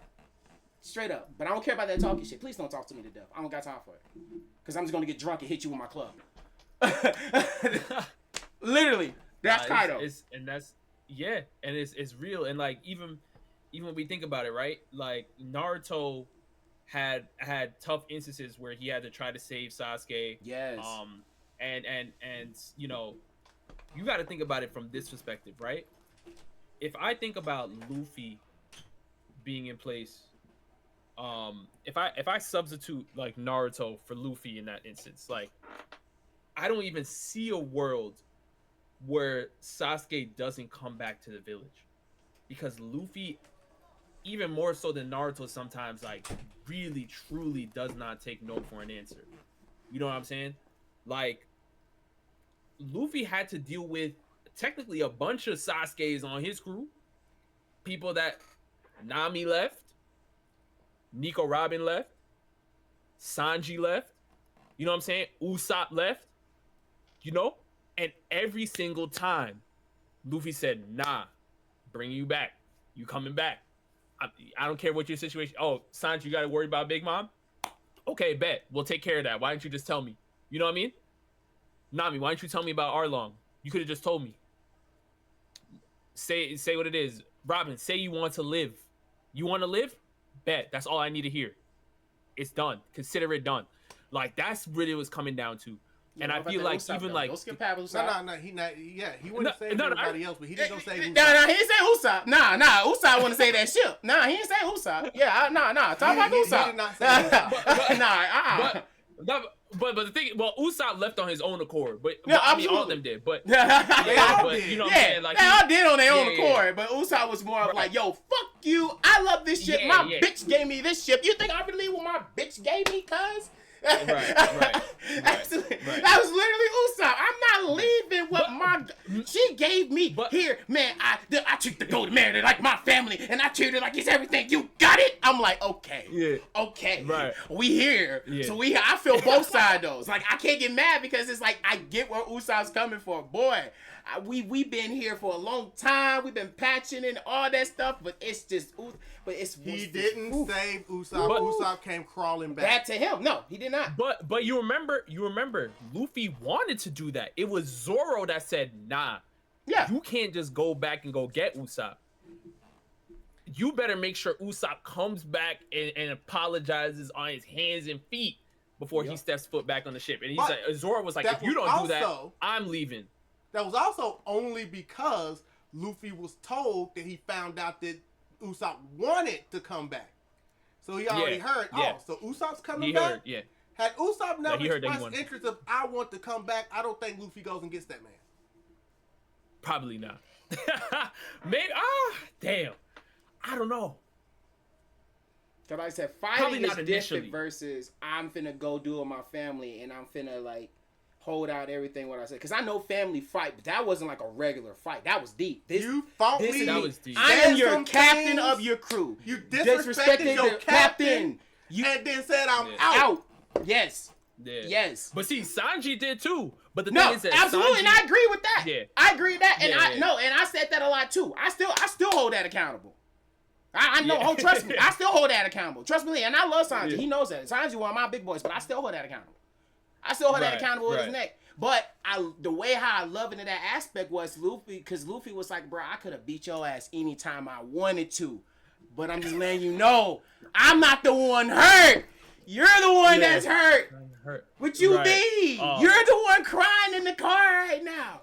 He also understood that Sanji's doing this for a reason. Yeah. He understands, like, I don't care about your reason. I need you to come back because I need you. But his whole thing is, I came all the way here for you, and even after that, it's, look, I need you. I'm going to be right here. I know you got your reasons, but I'm going to be right here because I need you. Usopp was, screw you, I love that boat. Yeah. I'm disrespecting my captain. I quit. Absolutely. Facts. Man, Frankie came by ask him, so, well, why don't you see you with your crew no more? Yeah, I dumped them for the ship. Wait a minute. You left your crew for this old buggy boat? I mean, that's a dumb decision to me. Look, some crew members walked up to him and gave their resignation and tried to leave. Some crew members sent back letters with resignations trying to leave. Mm-hmm.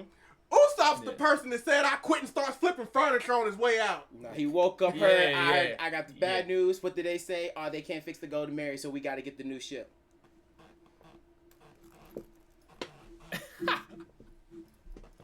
Yo. I need to hear you say it. I think I misspoken what you just said. You said they are gonna fix the ship, right? So they are. Yeah, let me go get this bag of money. No, we gotta get a new ship. I see. So you just gonna act like this boat didn't carry us most of this journey? Guilt trip. But now it can't anymore. Guilt trip. He tried to guilt trip the hell out of Luffy in that situation. Yeah. He guilt tripped the hell out of Luffy, and that's what was one of them things. And then hearts to dubs. Hearts to dubs. But it's just like Usopp just was one of those cases where it was like, yes, I disobeyed the captain and stuff order, and Luffy was literally about to say how he felt at that moment. If you don't like the way how this shit run, how about you can get your shit and get up out of here till Sanji kicked him? Because Luffy was about to be like, oh, I'm sick of this shit. You can go. You can go until Sanji kicked him. He was like, hey, watch what you about to say. Fact. Watch what you about to say next. Like I said, literally, it was Luffy's doing this thing, and he comes back. It's, hey, where's Nami? Oh, Nami's gone. Oh, really? You know, hey, where's Robin? Oh, Robin's gone. Hey, I come back. Hey, everybody. Wait, where's Sanji? Oh, Sanji's gone. Not Usopp. Right in your face. I'm out. What you mean? The others, he had to find out that they had left. Nah, Usopp looked him dead in his face and said, I quit.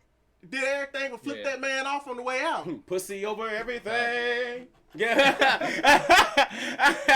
So no, because when all of that was over, because we know he did the Soge King thing and all of that, but toward the end, he did come back as Usopp and finished them at the end. They did the last ride, you know, with the Going Merry and all of that stuff. And not at one point did Luffy look at Usopp and say, come back to the crew. Yeah. Yeah. Absolutely. Very true. My man was out there screaming. Very true. You hear me, guys? Hey, don't you hear Usopp? I don't hear nothing. Do you hear something? Yeah. Zoro, you hear him? I don't hear shit. What you talking about? Luffy's actually talking to you. Hey, y'all see them cannonballs coming straight at us? Boy, they was ignoring the fuck out of him. Oh, they were doing it good. They're doing it good, too. But now, overall, though, I will choose Luffy. I will choose Luffy with the final answer of this operation just by an inch. It's just unfortunate that Naruto does do his mission and he does complete it. It's just unfortunate the type of people who is he talking to. And the talk no jutsu is just not gonna work for everybody in an occasion. Because I don't have time when I have a guy have a gun in my head and you're gonna sit here tell, wait a minute, bro. Wait a minute. You don't have to do this. I'm gonna respond to that in a second. You don't have to do this. You don't have to go this way. Just put the gun down. Real quick, put the gun down. Real quick for everybody that might be listening to this later on Spotify and other platforms. Dub Kitty says, I want Naruto to always save me. Mooberry says Luffy. We got a lot of Luffy's, one Naruto. Here's the thing, because I don't know if I want to start with you real quick, because everything... It's like I get it. There's a lot of stuff, because like when we had the conversation originally, you know, a lot of people kept trying to take shots. Oh, you know, where it was the whole, why would you want Naruto to save you when he couldn't even save Sasuke? No, never that. And it's like, first of all, the mission was to go get Sasuke. Naruto successfully made it to Sasuke. Yeah. It's not his fault that Sasuke didn't want to be saved. Right. That is the difference. In this scenario, you want to be saved. Yeah. So, Naruto still got to his destination. Yeah. And same thing, obviously, it is canon. The last, he went and got his woman. Yeah. Got his woman back. Yep. Went to the moon. Done what he had to do. Yeah. That's why I said it's like I'm not doubting of his abilities to say because I know he can. I just don't want to be a final threat situation where I gotta. Yes. Yeah. You know what I'm saying? Luffy also, like we said, he literally ran them all down. Absolutely. Went to go save Nami. Absolutely. Yeah. Went to go save Robin. Uh-huh. You know what I'm saying? Why save a town at the same time? Yeah. Well, that's always gonna happen. But He gets there and he sees at the same But time. Why save a town at the same time? But they gave him the Sasuke treatment initially too. That's what I'm saying. The difference is like when Luffy first went to pull up on Nami and Arlong, she wasn't nice to him. No. You know what I'm saying? Sanji literally kicked Luffy's teeth out. You know what I mean? Nico Robin was like, don't like dead ass. He's not like a dead ass. He's not wrong. Yeah. But they were also all doing it for Luffy's own good because they didn't want to involve him. This is my mess. I don't want to involve my friends. I care about them. I don't want to see them hurt. Sasuke wasn't on that attitude. But I feel like in this different situation of time, I feel like when it comes to the earlier stage, Nami was a more understandable. You feel me? Because it was earlier stage. Sanji, that's a different fucking situation. Nah, we've been on this ship. Yeah, you heard about my brother's death. And you was like, hey, I want to get to my captain like everybody else was, but until I saw him to protect us? Type, you feel me? And then when we got to that point, it turned to when Sanji was like, hey, I'll be back, but knowing damn well he wasn't going to try to come back. But it was the fact of after that moment, it was like, no, Sanji was like, yo. He should have known better. You should have known better because you've seen him. He's Facts. one of the people he literally told. What Ma said was like, they was like, what is Luffy going to, like, hold on, what Luffy going to do? Hey, if you want to stop him, you're going to have to use one of these. And Sanji was like, that's the only way you're going to do it because he's not going to stop. Because you're going to have to kill, legit, you're going to have to kill Luffy to stop him what he's going to do. So it's like, Sanji, you know this. But the fact that you still went with that route was like, nah, homie. That was, no. You know better, but you still been spiteful and disrespectful with that shit. You didn't have to do that. But that's why I like the way how that went. Right. And you're not wrong. And what happened when Naruto got to Sasuke and they had to fight and Sasuke took him out? The one time Sasuke actually won. Yep. Yeah, he won. Yeah, he won. Yep. And he could have ended him right there, but he said, no, I'm out. I ain't finna follow what my brother wanted to tell me to do. Type shit. Naruto woke up and immediately was like, going back after Sasuke. Because, look, I'm going to save him. Yeah. And in the end, he did. Yeah. Took some years. Quite some time. Y'all remember that's the difference in that, Sasuke almost killed Sakura. Yeah. Like, straight up. Like, more than once. Yeah. Like, yo, Sasuke was serious. Like even Sakura was like, wait, Sasuke, you dead trying to kill me? He's like, yeah. Like, I'm like, yo. Yeah. This is different. You know what I mean? Like. He said, ooh, wait a minute. Oh, wait. You really about to do this right now? Okay. Well, okay. It's real. All right. Oh. So, in that statement, Naruto saved Sakura. Yeah, he did. That's what I'm saying. Yeah. And it's just like I said, in Naruto's situation, it's just, again, unfortunate because the type of people who he's dealing with. Kakashi also saved Sakura. Sakura needs to learn. Right. It just, again, it's just Naruto always he does the mission that he wants to do. He does say what he does complete the mission, even though Sasuke was a long-term situation because he was too buzzing in. But in Naruto's case, he does go and complete and makes it to the end. It's just, again, the people that he's dealing with are not on that time most of the times we got to Shippuden. Because Naruto was different. Yeah. Now, to what you were saying about the Takuto Jutsu. Yes! With the gun in the head. Yes! Yes! Talk to me. Because Naruto and Luffy both have their ticks. Yes! Shadow Clone, he can Shadow Clone and knock him. Don't get me wrong. Because you've already said it. Luffy's going to be on his way to go save somebody. Yeah. And then he's going to look at... you know what? Yeah. Get that. Look at that. I'm going to deal with you real quick. No. Somebody, hey, Nami, you here? Get her up out of here. I'm finna deal with this person. I'll talk to you later. Don't even mean to try to save. Again, he don't even mean to try to save the town. It's just part of the kick. And Yeah. yes, Yeah, exactly. Naruto will go up to you and he will ask you, why are you doing this? And they'll sit there and say, it has to be done. And Naruto will, for all purposes, go, all right then. Most of his talk no jutsu don't come till after he's kicked their ass. Yeah. Yeah. That's why I say he hit with the shadow cone and he was like, boom. But then some niggas, like I said, you just got some people that just That's like, but what I'm saying we is, got power. Like we're talking about a person like I want you to save me from this powerful like this person that's just like God. I know I'm saying this as an example, but the type of energy like how Maruro's bringing or a Margin Buu type energy. Let's talk about that. Like a Margin Buu type energy, right? Like I'm on that timing. Like I know I don't need you to do, but I know you gonna try. You feel me? You gonna but then it's just like. But if the mission, that's what I'm saying. You know? A lot of the times, he's done already whooped your ass before he talks to you. Because now that you are down, you gonna listen to me. And if you don't, I'm gonna beat you some more. Because I'm gonna beat some sense into you. Naruto's about beating some sense into you if you ain't gonna listen. It's the reason Sasuke finally said, you still trying to run? You know what? I can't do this with you anymore. I quit. Meanwhile, homeboy, he was just sitting there just like, yeah, I took down your town. Now do something. You got rid of me. You still can't get your people back. Now what? What's up? But you also gotta understand, I'm Nagato.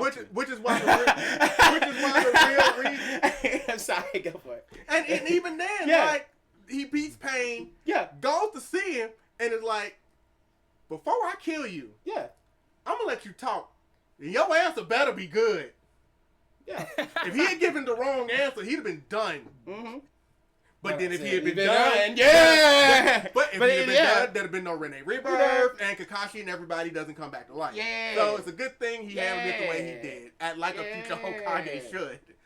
Sometimes you gotta learn to calm down. Exactly. Exactly. Sometimes you gotta learn to calm down. But as we know, both of these people, we have to assume, first of all, we know they can't do it on their own.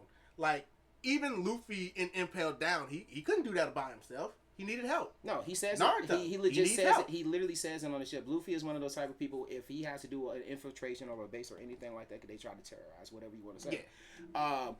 He's 100% like, no, I need my friends around. That's how he operates. He literally said that on thing. I can't be king of the pirates without you. So I need my friends to help me in this operation, especially when it came to the Kaido fight. Because Kaido was trying to get in his mind like, hey, aren't you supposed to be worried about your friends down there burning? Nah, they got it. I'm just going to worry about kicking your ass. I believe in them, That's it. Yeah. So I just got to worry about kicking your ass. That's all I got to really worry about. I don't got to think about that. And Luffy, I mean, not Luffy, but Naruto has had those moments in his lifespan where he apparently didn't believe in his teammates. Because he was always, I got to handle this by myself. Yep. And then Shikamaru would have to be like, knucklehead. And that is why Shikamaru is his best friend, not Sasuke. Let him know. Hey. Despite what they try to tell you. Yeah. Shikamaru is his best friend, man. But what I'm saying is, and then you got both of them, because when you got to go somewhere, right, to try to save these people, they both going to do the exact same thing, because despite the fact that Naruto is a ninja, they both going through the front door. Yeah. This man is a whole ninja and he doesn't believe in sneaking around. Hey, yo, this is the place? Wow, what up, bitch? We coming in taking some beer and brew. Hey, where the meat at? Like I said, man, look, I know it was a non-canon movie, but remember the beginning of that Naruto movie when they were scoping out the Akatsuki? Yeah. And they were all up in the trees. Yeah. And they were scanning them. All right, I think we need to get this Kakarot done! Like, this man done ran in. Yep. Care about none of that. Run me my ones, boy. Run me my ones. But that's Naruto forever. They're both not gonna give up. No. Like you said, you're gonna give Luffy the edge. The reason I'm gonna give Naruto the edge for me is because they're both gonna need help. So then I think about who that help's gonna be. And anytime I'm gonna talk about any rescue mission, even though Naruto himself is gonna be a distraction, I'm always gonna rely more on a team of ninjas. Mm-hmm. As support. Because the others understand the assignment about getting in and out undetected.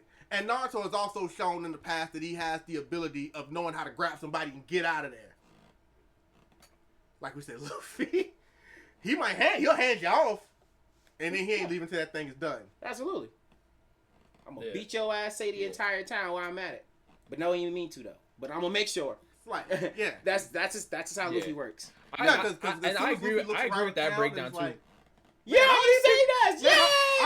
Yeah. The man who doesn't want to be looked at as a hero goes to a lot of towns and go, man, everybody's miserable around here. Are you the one doing that? Yeah. Oh, nah.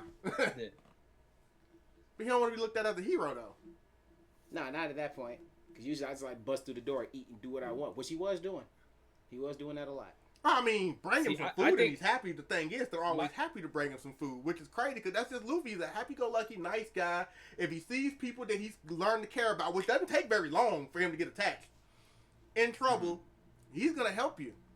And then, that one time he saved Scott P and then was like, hey, Nami, let's rob these fools. Even though they was going to get the entire gold ossuary. It's crazy. I just see it as an aspect of like, and I agree with everything you said about Naruto, right?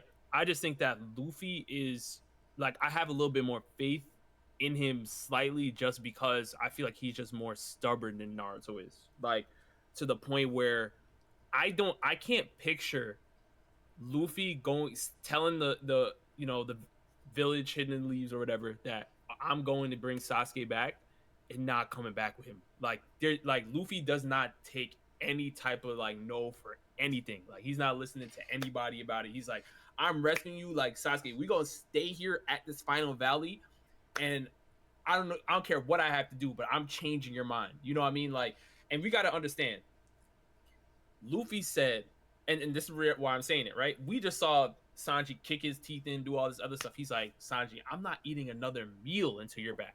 Mm-hmm. So it's either we got to figure this out because I'm not eating. Man fought a whole army by himself on an empty stomach, all this extra stuff. He said, I'm not eating. I don't care. If Sanji don't bring this food, it's not happening.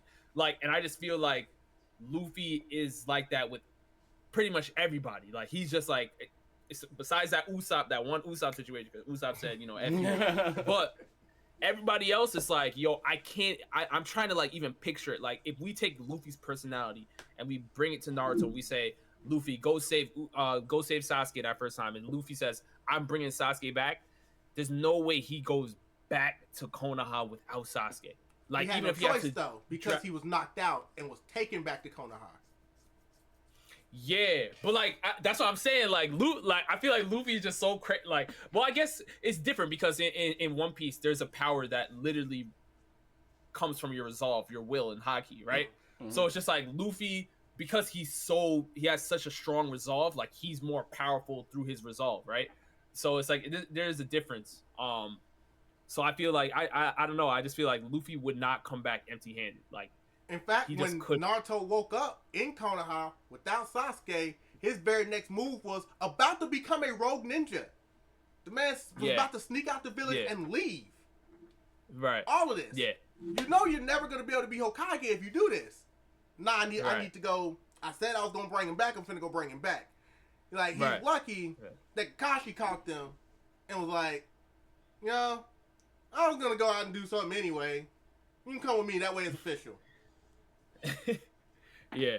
Because obviously Sakura was going to, become a rogue ninja too, but her reasons are completely different than Naruto's. To my man. Thank you to my man. Yeah. We actually asked the question on here once upon a time, so I can get your quick question. I said, who was more obsessed over Sasuke, Naruto or Sakura? Oh, Naruto.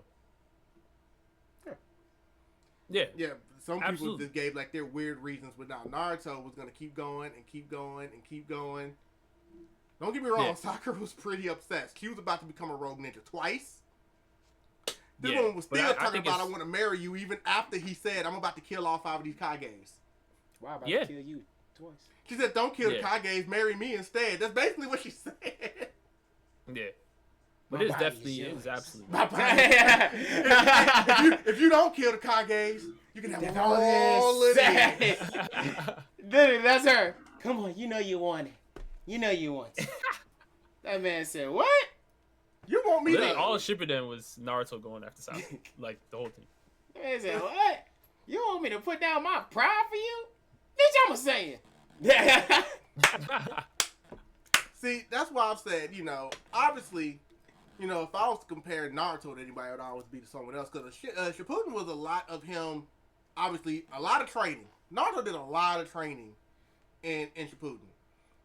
Whether it was the training to, learn stage mode, or, because he knew he was going to have to fight pain, or what was it, the training because he had to learn wind nature, because he had to try to come up with a new jutsu, and of course he knew he had to do that because, when Kakuzu came along, So, it was always very Goku-ish in a way where this man is off training somewhere, so he's not there at the beginning of fights that would have been over if he was there from the start. Right. But but that's good. Like, a lot of people always get that one, and a lot of people, it's always good hearing everybody's answers on that. Yeah. Now, saddest death reactions. Were you more sad over Naruto's reaction over Jiraiya or Luffy's over Ace? Oh, this is easy. It might be easy for you, but I'm asking him. This is easy. And I know. I seen too many of this. But I'll let you speak. We're not talking about the deaths themselves, because a lot of people always say Jiraiya's death didn't really impact them, and everybody makes fun of Ace's death. They call him Donut. But the way that their respective people reacted, people talk about their reactions. So I remember the peak of both when the episode. Yeah. Both of the episode was out. I remember the people talking before the people were doing the trolling stage, or both. Yeah. Or both. I think both of those are like. I know the great answer to this, but it's just like there is one though, and for me, I mean, I'll probably have to go with Luffy on Ace, and not like because we literally there was like a whole arc that was dedicated to saving Ace.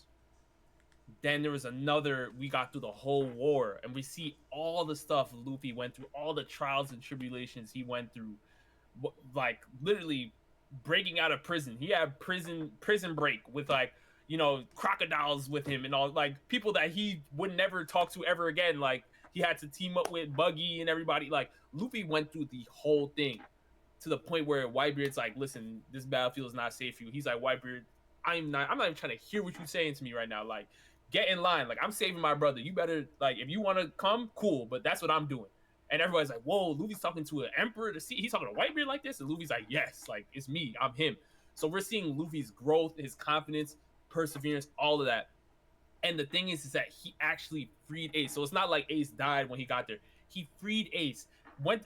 And from the point where Garp raised Ace, Luffy, and Sabo together, and he had to punch through his grandfather to get to Ace. Like, you gotta think about like all the emotional, like there's a lot of emotional trauma. There's like a lot of stuff going on, and through all of that, Luffy has Ace, freed him, and he dies right in his arms. Then you're seeing Luffy like scream, crying to the point where he like is unconscious. Like he screams and cries so much that he loses, like he just has no sense of consciousness at all. He had to be saved. And and Jinbei and other people had to rally around him, and you know what I mean, and make sure he's all right. But that's the depth that it went through from Luffy losing his brother right in front of him, right? And we even got to see like Sabo's reaction later on. So it's like as sad as Jiraiya's death was, because that death was extremely sad, right? Because obviously you find out later on that like Nagato is one of his students and blah blah blah, and Jiraiya I call Jiraiya like he has like the Midas touch in the Hidden Leaf, because literally everybody that Jiraiya meets and touches, like they're elite. Kakashi's reading his books, you got Minato leveling up, you got Naruto leveling up, like all these people like that went through the Jiraiya path are elite. And losing Jiraiya in that instance was just so sad, and he lost it to somebody that he helped raise in Nagato, alongside Yahiko and Konan, right? So that one is sad as well. But Luffy losing Ace was just, it got it, even to the point where some people were spoiled on Ace's death, and they still cried watching that scene. Like it's different, you know what I mean?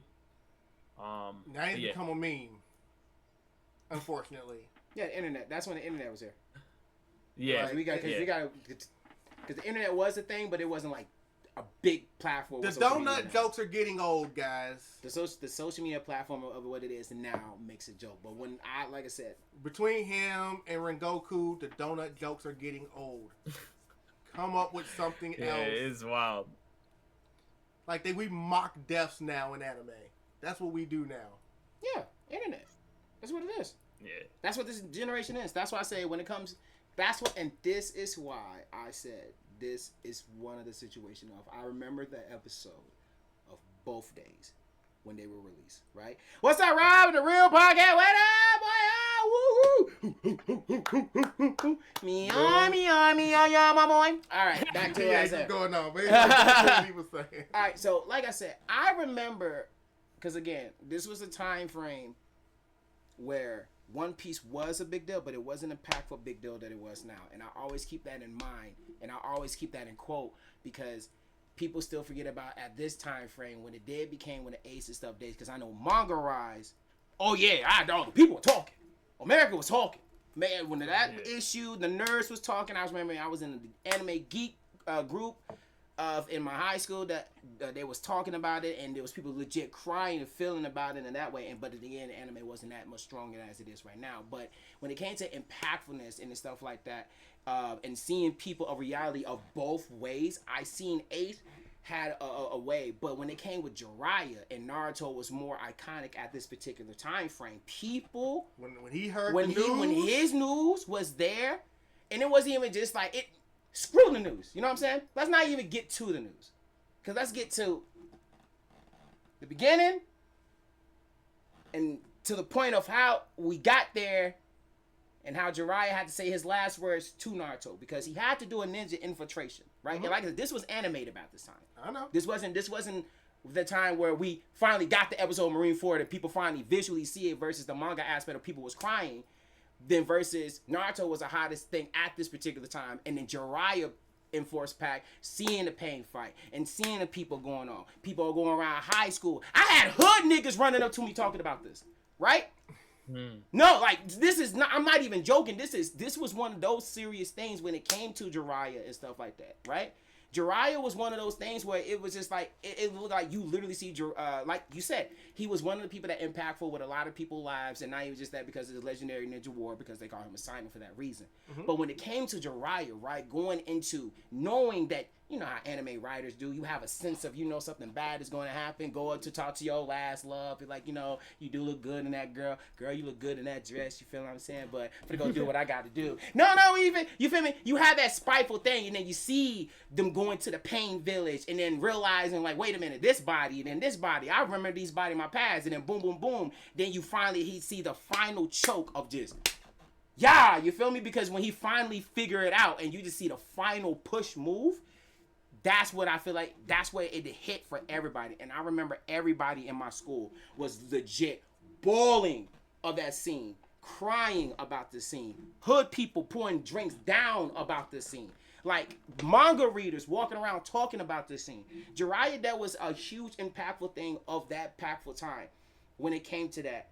But as a reaction, the world was feeling it, because then when then Naruto got the news, that's when it hit more when the people, because and that's what the topic is. People was feeling the Jiraiya, but I think people was more feeling it more because now we actually see Naruto cope and see him going away, and it's like, damn, this is the only person. I mean, obviously we know this is not the only person, right, but this is the person who attached to the most, has the closest history with everybody else in the village, and he took all his time to basically try to raise you as a god grandfather, right? In that way. And everybody was around in that impactful stuff. That's why I was thinking of, like, in the time frame, Jiraiya was there. But if we talking about as an overall, and I'm speaking for in my aspect because I'm a big One Piece guy, the reason I'm going to go with Ace is not only because of that aspect, it's not only because of what he just mentioned of Ace, Delph and the stuff, and impactful was going on, and you have a whole art dedication and stuff. No. It's, y'all know I'm a big thing comes to characters that attaches with this person. I like to see other people's reaction, not just the main person. Because, of course, you're going to get that, like, oh, right, you've seen his reaction. But the other family members that go part of it. when I saw Garp go back to the hometown and you have the burglars, you had them, the bandits ran up on Garp and beat the dog shit out of him and was like, nah, just let her do it. And just wham, how dare you show your face here? Wham, just going, right? And you think you hurt? The one that's You hurting. think who you hurt? The one who's hurting is Luffy. What is wrong? Wow, just keep going. Like, how dare you come in here and thinking you hurt? You hurt. Oh, you hurt. You could have done something. But you sat there. And he was going to do something until he actually saw the death, though. That was the difference. But that's why I said, and that's why I'm saying, those roles played a big part for me. And that was one of the biggest realizations of Garp had to learn, like, damn, I really did do nothing. That's why he hold Kobe so tight. Acting all the extra, because you got to think about why he treat Kobe like the way he is, because he tried to hold on Luffy, but Luffy's like, nah, fuck you, I don't like you. I love you, but I don't like you. Don't talk to me. That's why he holds Kobe like, I raised you like you like one of my sons. I treat you like this because That's why he owned him so tight. So that's why it's like the deaths after that, and especially with Ace, then I see people was talking about how he died and then the representation of it doing it. You see the giant orcs having friendship wise. And then when we got to Wano and then we saw Yamato talking about Ace. Oh God, that hit me right there too. Real quick, PA, I know you're talking about, about how Jiraiya knew he was going to die and stuff like that. And that's fine. The topic isn't the deaths themselves. No, it's how they reacted to the death. Reacted.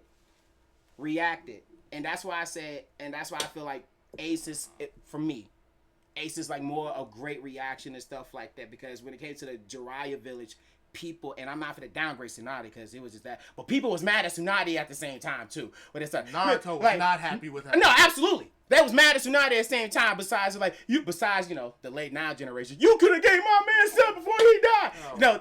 Type shit. But that's how those are jokes that definitely be throwing out here now. I mean, they're most like the One Piece is real. Yeah, thank you so much for the follow. Salute! Woo-hoo!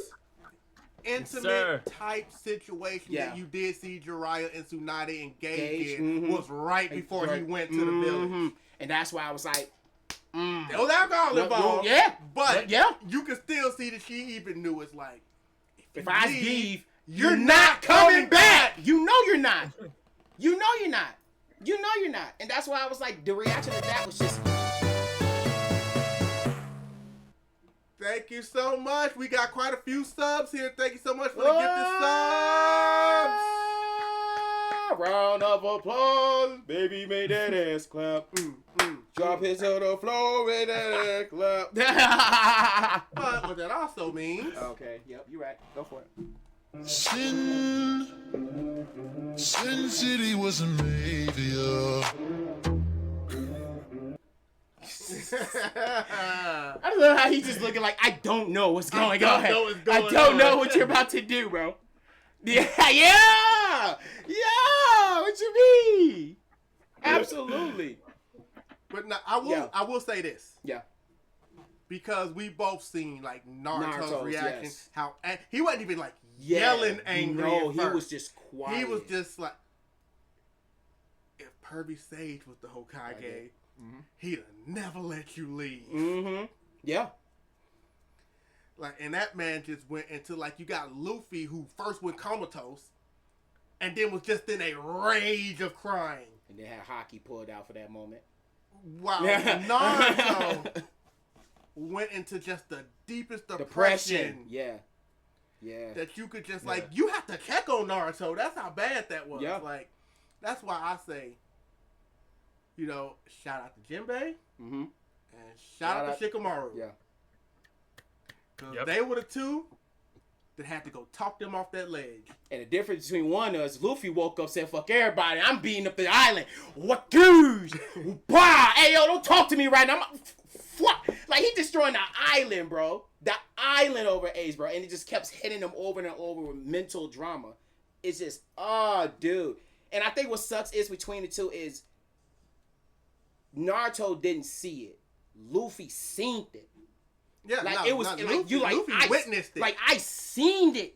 in my face in 4K versus I come back and y'all tell me I open the door and all my friends are standing there. Yeah, like you feel me? I could at least try to do something about it, even though it would be dumb for me to go. But I still could try to do something about it. Versus Luffy, I did what I came to do.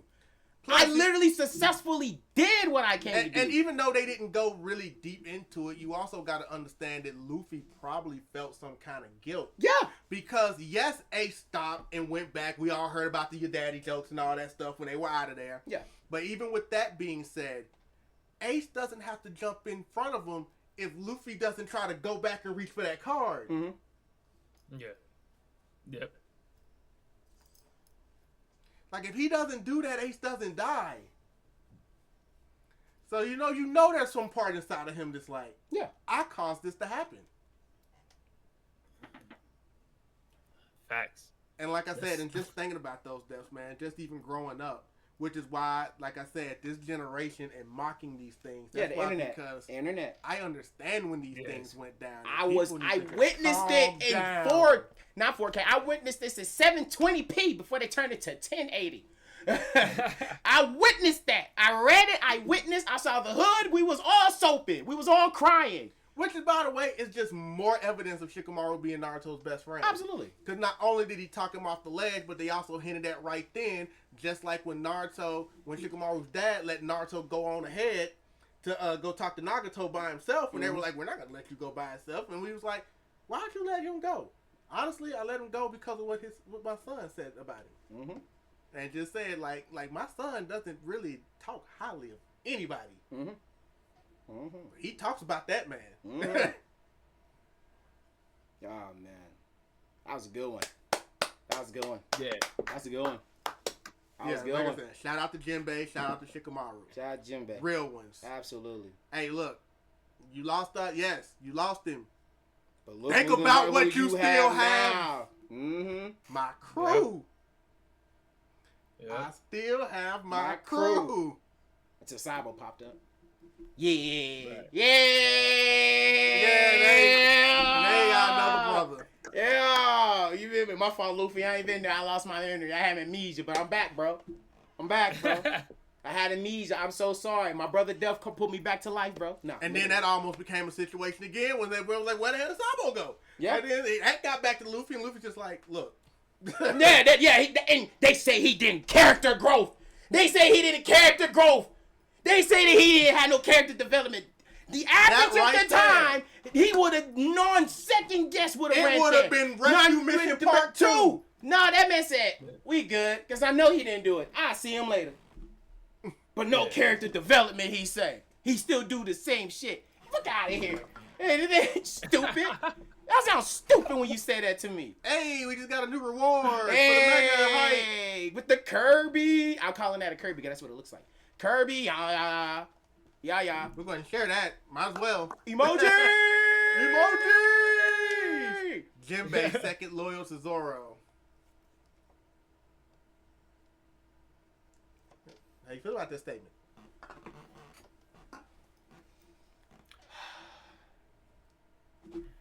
I'm letting you respond to that. We'll move on. Second? Second? Remember earlier in the stream, I was saying something about this, but I didn't want to go into the manga or anything. But it has something to do with something like this. So I have a video coming out for this soon. Second? About that topic. So Second is... yeah. Oh, because I know y'all going to keep bringing the whole Cake Island shit. I know you are. I know you fucking are. I know you fucking bastards are. I know you are. That's your pinnacle. That is your pinnacle thing. Quit, Big But Mama was not afraid. But are y'all going to forget the fact that this man was willing to get his head cut off too when Pito popped up? Not Pito. I'm sorry, but Kumo popped up. He's like, okay, I want the captain's head. You know what? Nah. You can take my head. Move, Moss head. He's talking about Sanji if y'all haven't figured y'all that know out. what? Y'all know Yeah. what? You don't have to take his head. Take mine instead.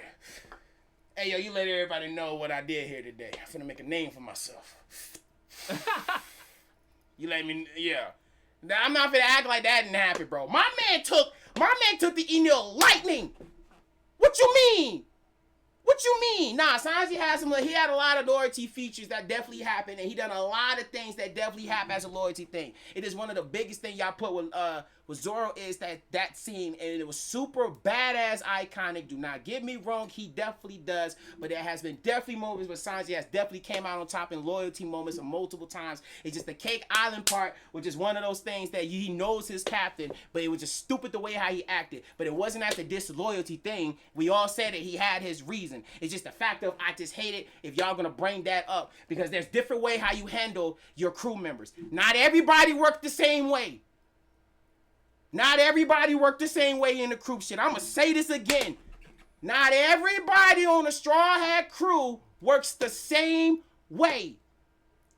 Zoro's also voted most likely Straw Hat to not try to up and leave.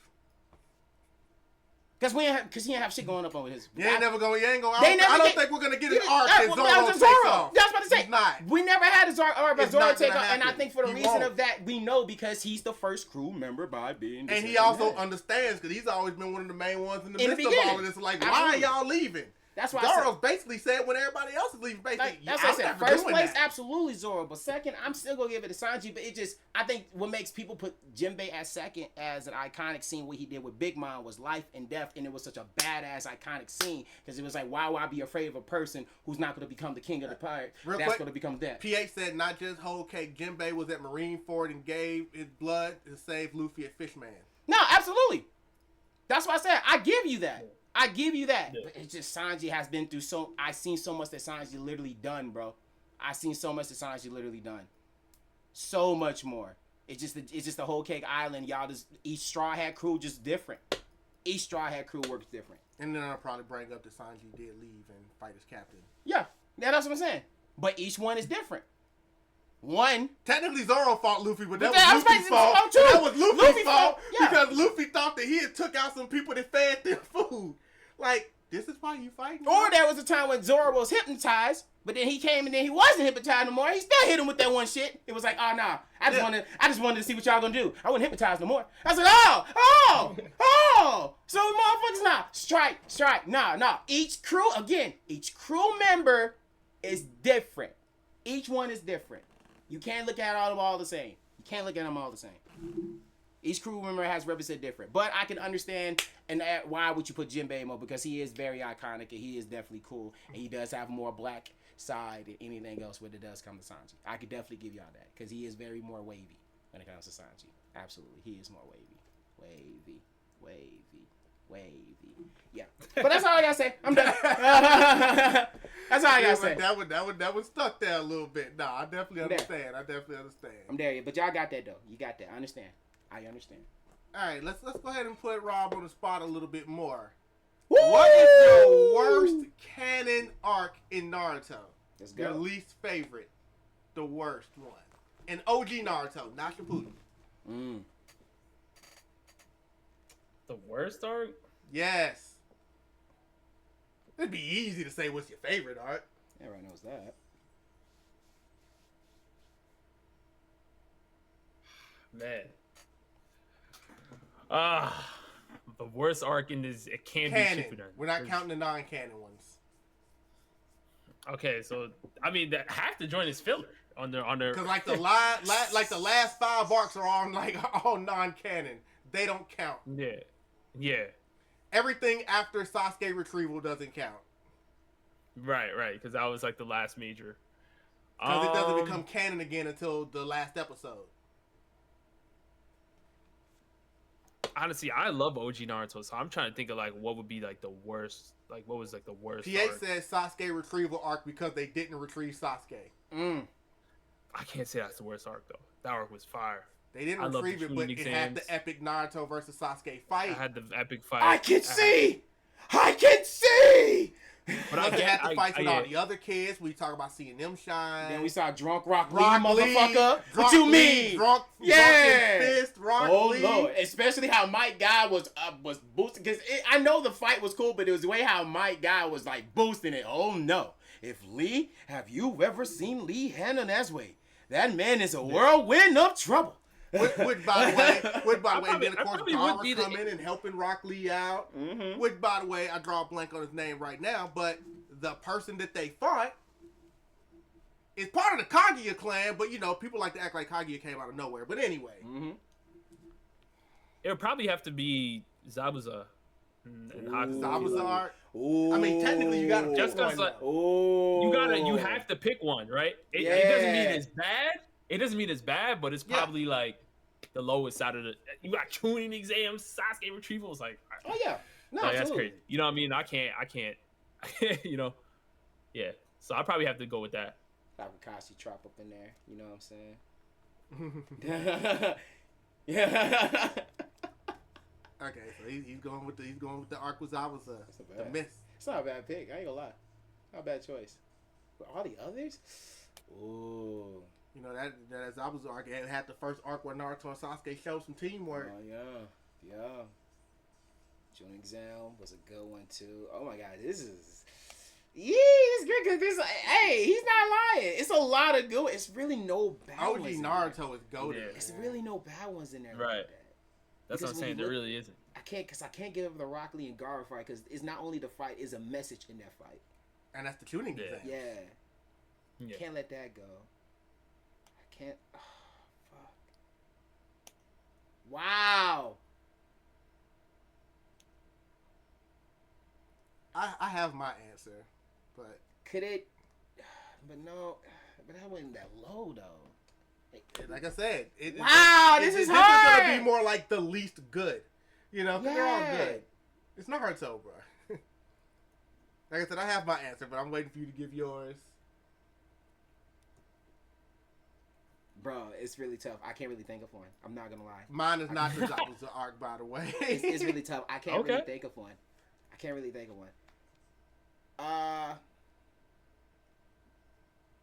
As an arc, no, that shit was cool because they pulled up like badasses in the fucking village too. Like I can't let that go. Koski was definitely hard on that shit. Dub Kitty, worst arc, ... Not enough emphasis of Squad 8 in their endeavors. That's not giving an answer, though. Unless you're going to say the retrieval arc as well, unless you're agreeing. That'd be retrieval. I can't. That's actually one of my favorite arcs. Yeah. Retrievals. But I would say... I'll still his answer. I'll still because it's hard for me to think of anything else. I was about to say, did you want me to go and you want to come back around? Nah, I get it. I know my final answer. I really thought about it hard and it's really hard. I'm gonna have to follow with him on this. Same thing. Because I thought of all the other works because I couldn't let the tuning exam go because the tuning exam was really good. The rescue art was really definitely good in that aspect. And then we got to the freaking I love the what's the one? Is that still part of the tuning exam where they had to like Naruto was still in class and then he still passed without even trying? That's still part of that's what I'm saying. It's so many. It's I would have to go with the Zabuza. No, whoa, wait. I can say, you know what? Now thinking about it. Yeah, now thinking about it. Lady Tsunade. The Tsunade retrieval arc. Yeah, I'll say that. I would say that. Boom. Now I thought about it. I had to think about it really good now. Now we're cooking. You know what I'm about Naruto? I have not forgotten about the Tsunade. I had thought about it. I had thought about it really good, and I thought about what made me really pissed off. And I think Lady Tsunade was one. I think that one. I think that one really pissed me off. What'd you say, Rob? The battle with the 3 Sani, like that arc. Yeah, the arc where they go get Tsunade. Yeah, and it wasn't even a fact of like. It's not that fight. You feel me? It wasn't even much more of that. It's like when much more it was like, oh shit, we got that really cool thing, and then we got to Lady Tsunade. It was the marvelous thing as a medical ninja, be afraid of a blood, and that got me really bad when I was young at the time, and I thought about it. I was super pissed that the fact of like, bitch, you are medical and you're afraid of blood.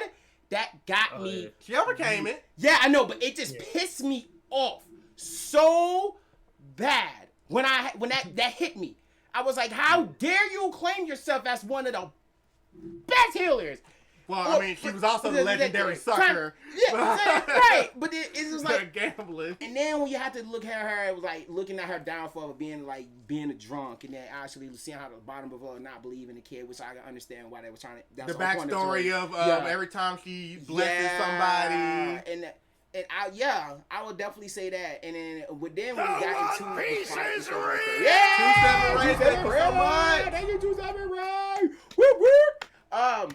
Then when we got to and then like I said, then we got to the Kabuto and shit like that. It wasn't even that fight was even more of like a fight like with crazy and shit. It was just more like do, and then Naruto had to just He learned the Rasengan in at that that arc. moment. It was like he learned the Rasengan, but it was just one of those things. Was like, oh, now I believe in him because he finally learns to do something that's the unthinkable, breaking his chakra points and really hit it. It was just like, okay, you know what I'm saying? But still, it was the Lady Tsunade that really got me to ground my gear and then learning so much about her and the way her character is, so how she was acting around that shit too. Yes, boom. That would be it. But it's not saying it wasn't terrible or bad because the arc was still good. But that one was my lowest when it did came into that. Because yeah, we had the legendary sign fight and then was going around, but it wasn't too crazy for me. It wasn't too crazy for me. So I would say that arc. Okay. Boom. Cool. I respect it. There's some arcs that are missing. Yes. You know, so obviously, like we've already said, shooting exams goes nowhere. I can't. Like Can't. it just doesn't. Mm-mm.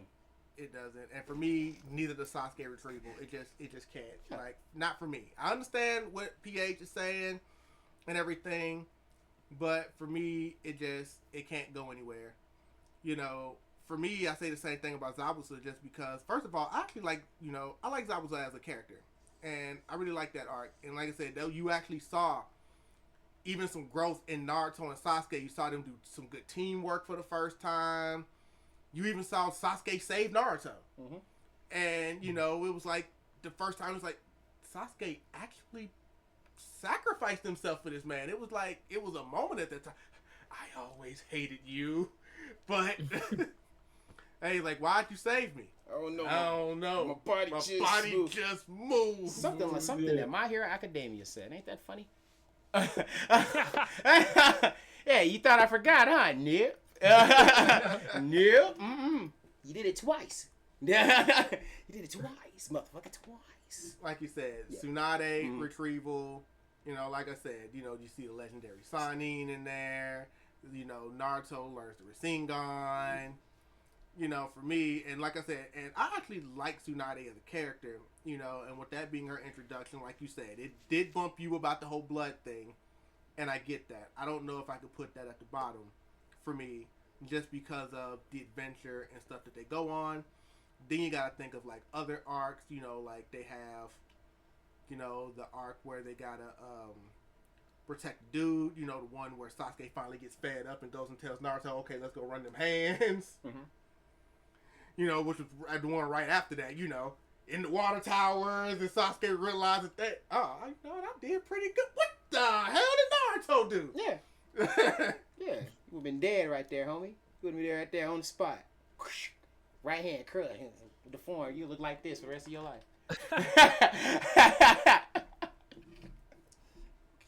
But I think for me, only because it's a canon arc, but it's also not as long as a canon arc. Short canon arcs still count, and a lot of people consider this as a part of the tuning exam arc, but it's not. The arc right after it, when Orochimaru attacks the village, Yeah. and Naruto has to fight Gaara and all of that, that's its own arc. Yeah. And while it's cool, there was nothing about any of the fights that happened there that makes me say I can put that over anything else I've seen story-wise or fight-wise in any other arc. Plus, the third Hokage died in that arc. You know what? You think that'd make people like it even more. But it's like, you know, that didn't impact me that much. He's like, the third died, whatever. You know? So, yeah, that arc's my worst. It's like, you know what? Y'all killed the third. That's crazy. I feel you. There's You funeral got it. was sad. You got it. I'll say that. Yeah, he got to respect it. There's nothing we can say about that. Mm-mm. No. All right, we're about to do worst canon arc for some other animes, though. Like, yeah. Look at him. He got nervous. You see that look on his face? You see that look on his face? Don't call him out like that. Let him chill. Hold up. No, it's okay because, you know, we got to do Naruto Shippuden as well. Because, like I said, I didn't want to lump them together.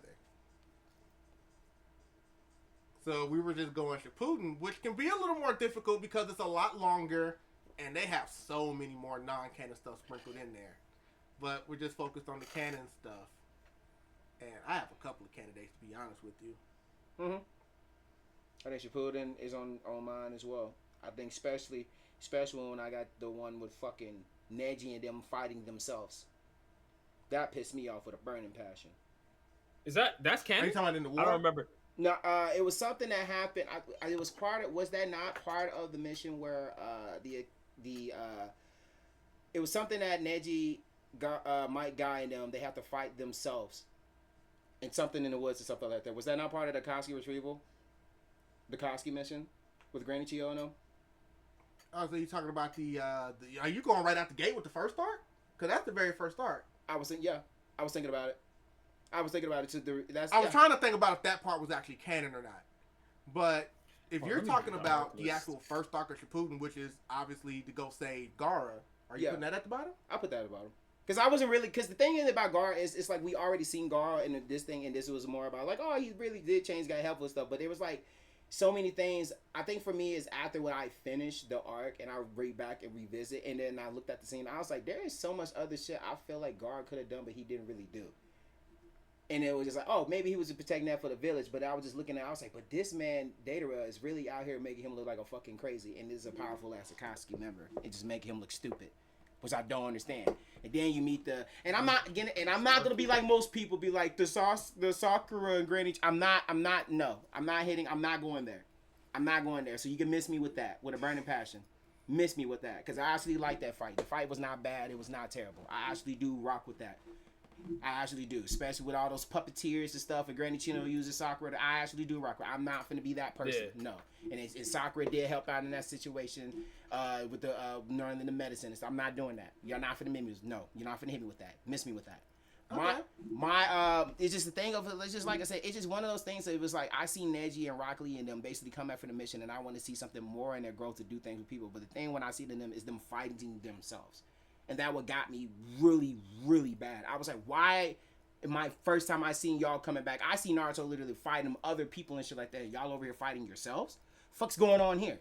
No, I don't like the fact of y'all coming back, and especially I want to see some new shit. You know, and Naruto did fight Data right. You see what I'm saying? I want to see some new shit. You know, I want to see something do that. Their thing was, I'm gonna be better than I was yesterday. What about you, Rob? I saw you looking down. Were you trying to refresh yourself on Shippuden arcs? Yeah. I'm looking down. I'm like, he's probably looking at them again. I was like, nah, I gotta look at the list because only the canon ones. Yeah. Well, the thing is I had one in mind, but I wanted to make sure that like, there wasn't something you were thinking about. Mm-hmm. Right. But I'd probably have to go with it's not even that it's really a bad arc, but I just wish they developed the characters, or we got to see more of the characters for real. The Jinchuriki arc where they're, hunting down the Jinchuriki. Like, I mean, we got to know a little bit about like Utakata and everybody, but I feel like we could have really dove deeper into all of them, because obviously you have like a lot of fire Jinchuriki characters, and like I feel like they're just really lit in like Naruto Storm video games. You know what I mean? Like we don't really get to. They didn't really lock in on like their full scope of their characters. I feel like, which is probably like the only reason why I would probably say it's not a bad arc, but it's like the worst. But again, I don't think it's a bad arc though. I just think it's like probably the worst one. That was almost my answer. Okay.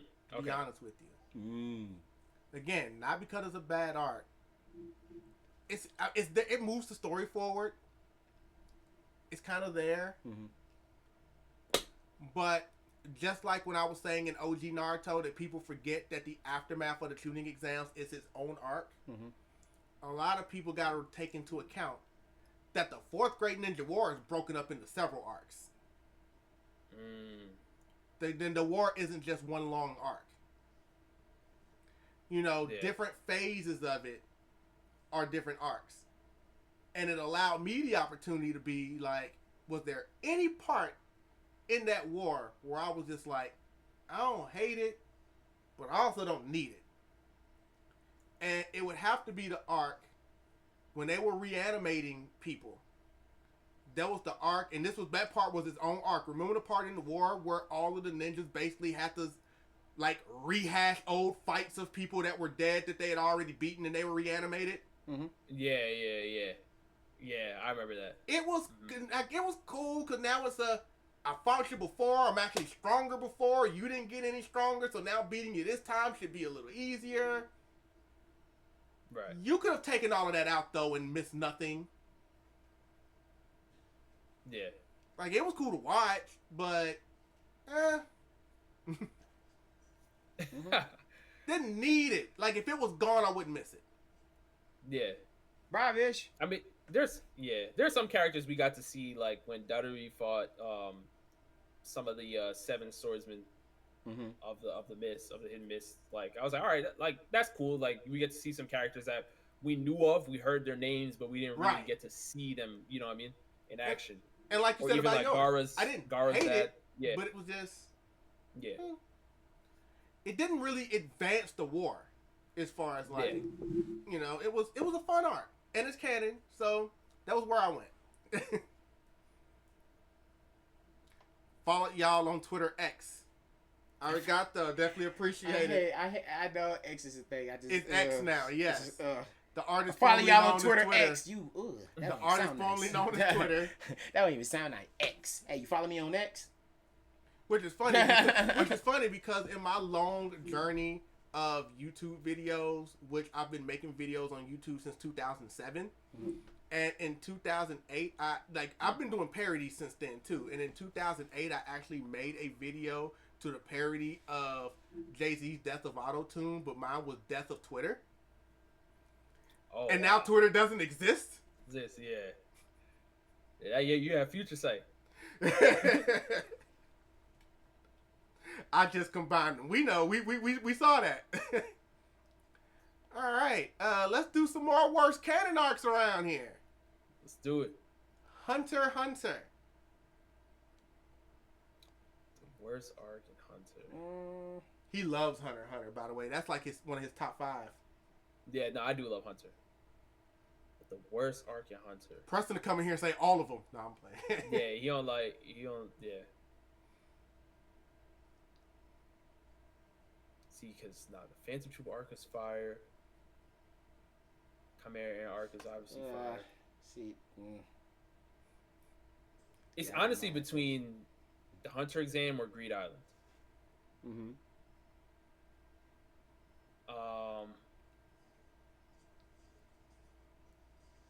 He definitely maybe Greed Island. Go-tos.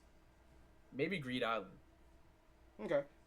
Greed Island is a go-to, even amongst Hunter x Hunter fans. There are a lot of people that aren't the biggest fan of Greed Island. Yeah, I don't hate it though, but it's just like the worst of the, because I did enjoy Greed Island, but it's just like not to the level of like Chimera Ant arc and the Phantom Troop arc and stuff. So I'll probably go with Greed Island. Phantom Troop arc is goated, but yeah, fire. Yeah, fire. You said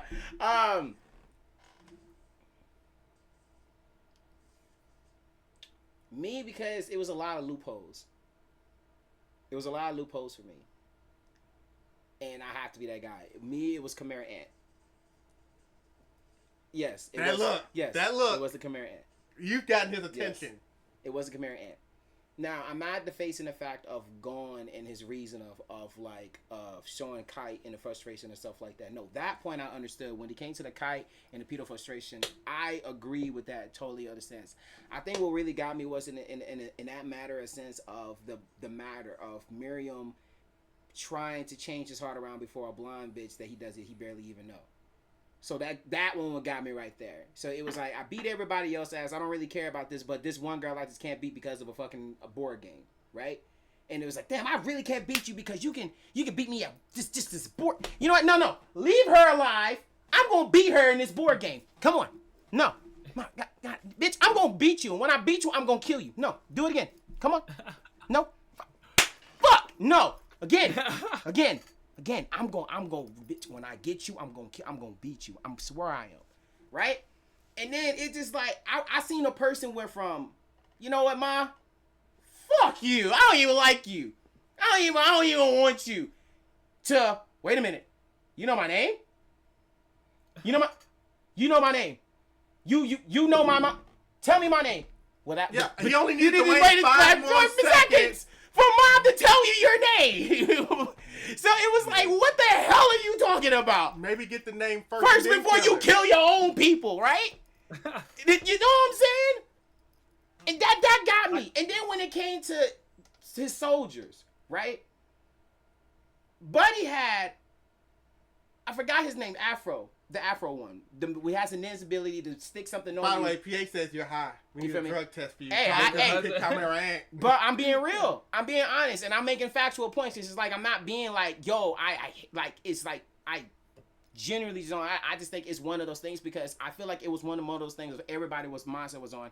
I gotta see, go and fight you know what I'm saying? Because they were hyping, they were giving us signs and clues like, oh, I'm gonna hype this because we never got the fight. We never got the fight. But they were kind of giving us like, he is stronger than the king.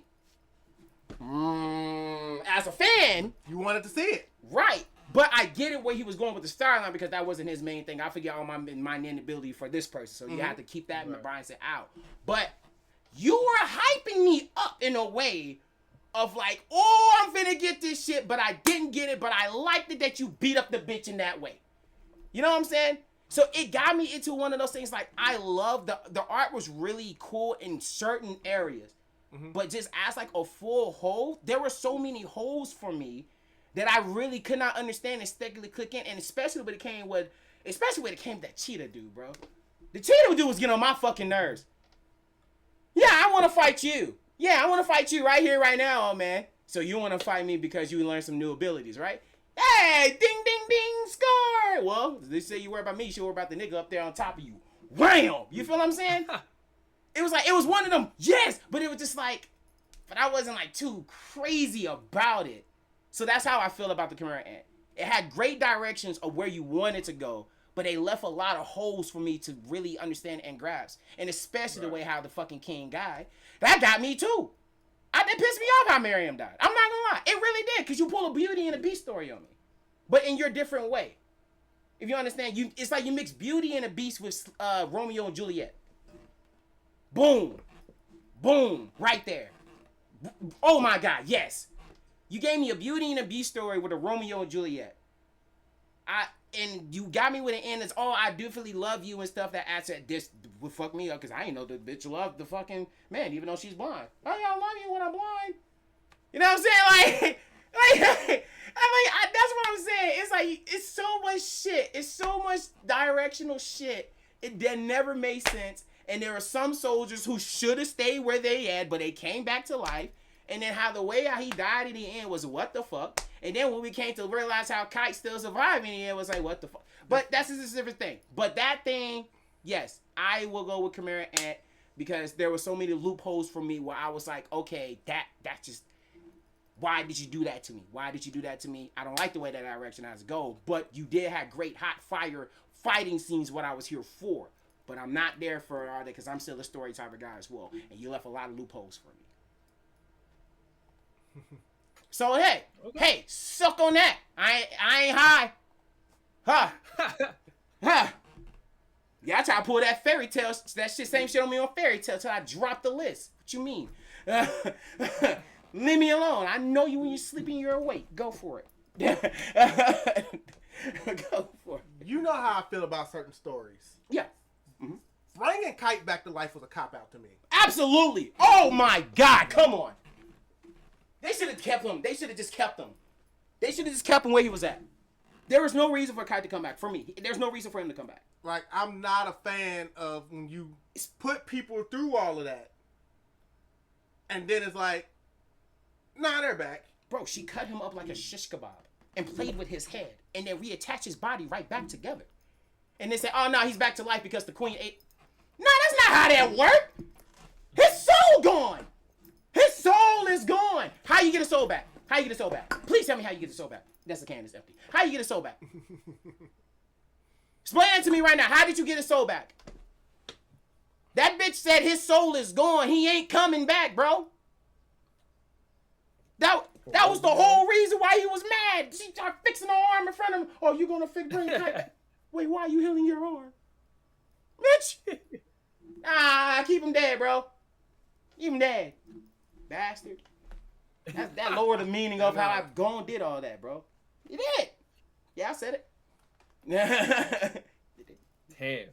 So wait, Drell, you saying Chimera in arc 2? I did not say that. Okay. He jumped back in when I said it. I just said that bringing Kite back was a cop out to me. It was cop out. Doesn't mean I hate the arc, because I'm not a hypocrite. I said the same thing about Genkai. Yep. In Yu Yu Hakusho. I agree with that. I said the same thing. Bringing it back was a cop out. Even though they were working with soul people, but still.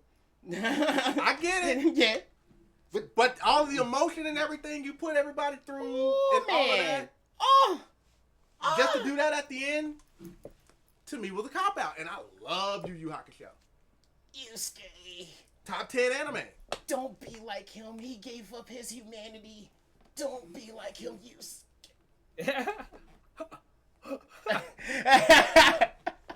And then she on the ship. Like I said, Phantom Troop arc goated. Right. I actually love the Hunter exam. Mm-hmm. You know, I've always been on record saying I like Greed Island. I think it runs a little long. Mm-hmm. You know, like, I don't hate Greed Island. I think by the time they're playing dodgeball, I'm like, can you wrap this up now? Mm-hmm. By the time they get that far. Yeah.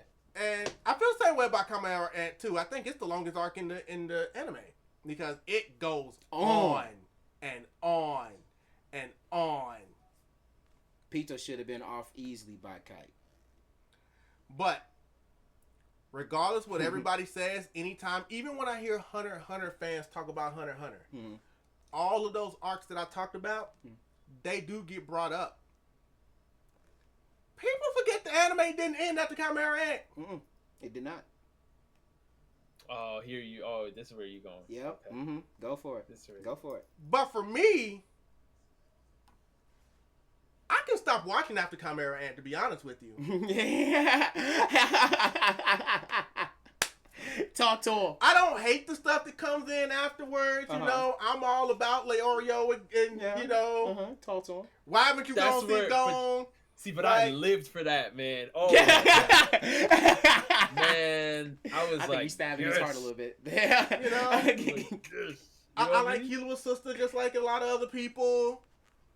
You know, all of that's cool. But the Leorio Jean moment is really the only thing I cling to when I come to that arc. It's not enough. Yeah. Yeah.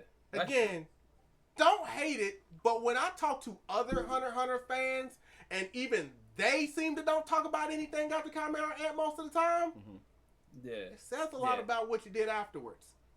Right. Like I said, Killua's sister, they love her, but mostly because women love the cosplayer. She's an interesting character. But no, that's where I'm going. Like, immediately following. I forget the name of the arc off the top of my head, but that arc. Yeah. I'm sorry we stabbed your heart today. I apologize. Man, listen, I respect your opinion. You know what I mean? I just think Togashi was going in a direction of making a villain that is very, because, you know, Togashi obviously did Yu Yu Hakusho as well. When you look at, you know, Toguro and a lot of his villains, like, there's a sense of humanity to them, you know? And I feel like that's the direction he was going for with Meruem. So I personally, I enjoyed that, you know, relationship he had with Komogi, because it helped bring, like, his character, like, he's not just, like, you know, like a DBZ villain that, like, or something where it's just like, oh, power, I'm trying to kill everybody, like, with no anything behind it, no reasoning, no anything, you know? Like, with Meruem, it's like, no, like, there's still a sense of, like, he's an ant, but, like, he does have a little bit of humanity in him. Like, he still has something in there. And Komogi was one of the characters that I was able to find it. And through the luck of the draw, like, you know, the hunters were able to try to, like, play off of that or whatever. But, you know, it was that's the only thing that I feel like I was like, I enjoyed that part. But I get what you're saying, though. because Tagashi obviously he's going all over the place, but it somehow is cohesive. Like it somehow always comes back together. With him, I feel like. Not in that Chimera end, it didn't. No, the fuck you did not in that Chimera end. I'm seeing down in the chat for everybody. Replace the word worst with weakest. As far as I'm concerned, they're synonyms, and me saying weakest, what's the fun in that? You could say least good. There's a lot of different words I could have used. What's the fun in that? Especially when I get the One Piece. Is that what we're doing? Let's do it. Let's talk. Here we Let's go. start with Rob. Here we go. What canon arc are you putting at the bottom? Here we go. Now this is where friendship's about to get ruined right here. All right, let's go. Here we go. I mean, for me, it's Long Ring, Long Land, man. That's mine. Say what? Long Ring, Long Land. That's the Foxy Pirates. That is a canon arc. The first time they meet the Foxy Pirates is canon. Yeah, Davy Back Games. Yeah. Oh, come on. Yeah. Dude. What? Oh, you like that? I love that. I ain't gonna hold you. I love it. Oh, nah, I bro. I do. Davy Back. I fuck with Foxy Pirates. I fuck with them. I can't lie. I do. Oh, Bro, that arc was cool to me. The games and shit, we see Sanji and Zoro fighting, and they actually like, all right, bro. I'm gonna be honest with you. I don't like you. You don't like me. It was actually one of the first arcs that truly started showing Sanji versus Zoro. Like, there might have been, like, little things before then, but that was the first arc where it seemed like they really wanted to push their rivalry. He was like, man, I don't like you. Hold on. We actually dying out here. Hold on. We actually about to die. Hold on. I don't like you. You don't like me. But we need to at least do this one thing right. Let's kick their asses and let's get through this guy.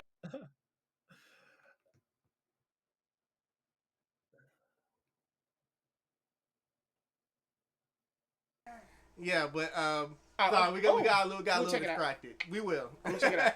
We'll check out the new whip. We're gonna check out the new whip. But yes, the Foxy Pirates. I love the Fox, especially the Afro Luffy. I can't get rid of that, bro. When Usopp came in with that, bro. Oh, I loved it, bro, because that was all the girl like, man, Luffy, what can we just make you dress? What we gonna make you look high, low, left, right? And he just like, Luffy, I have found your identity. I have found what I've been looking for. And when Luffy turned, looked at it, he said, let's do it. And then walks out, and then Usopp gave him that introduction. What you gonna do out there? Be funky! Boy, what? What's come out there, Afro Luffy? No, listen. The arc is funny, but it's like it felt like filler. Like it was just like it was a canon arc that felt like a filler arc. It felt like filler, and I get it in that way. That's why I'm not mad at you in that way. Because we did look on, didn't really include them much more later on into the story. Like, because the second time was a filler arc. Yeah, and we didn't really have them include, but it was just like I just felt like that one just felt more enjoyment, more plagiarizing and fun as it, because we had a lot of seriousness in One Piece and thing, and I just feel like that was one of the time when One Piece would just becoming we was going silly this time. We're going silly route right here because we ain't want to just be too serious too much. Okay. Let's try a little comedy route for this. Well then, what do you say? What do I say? Yeah.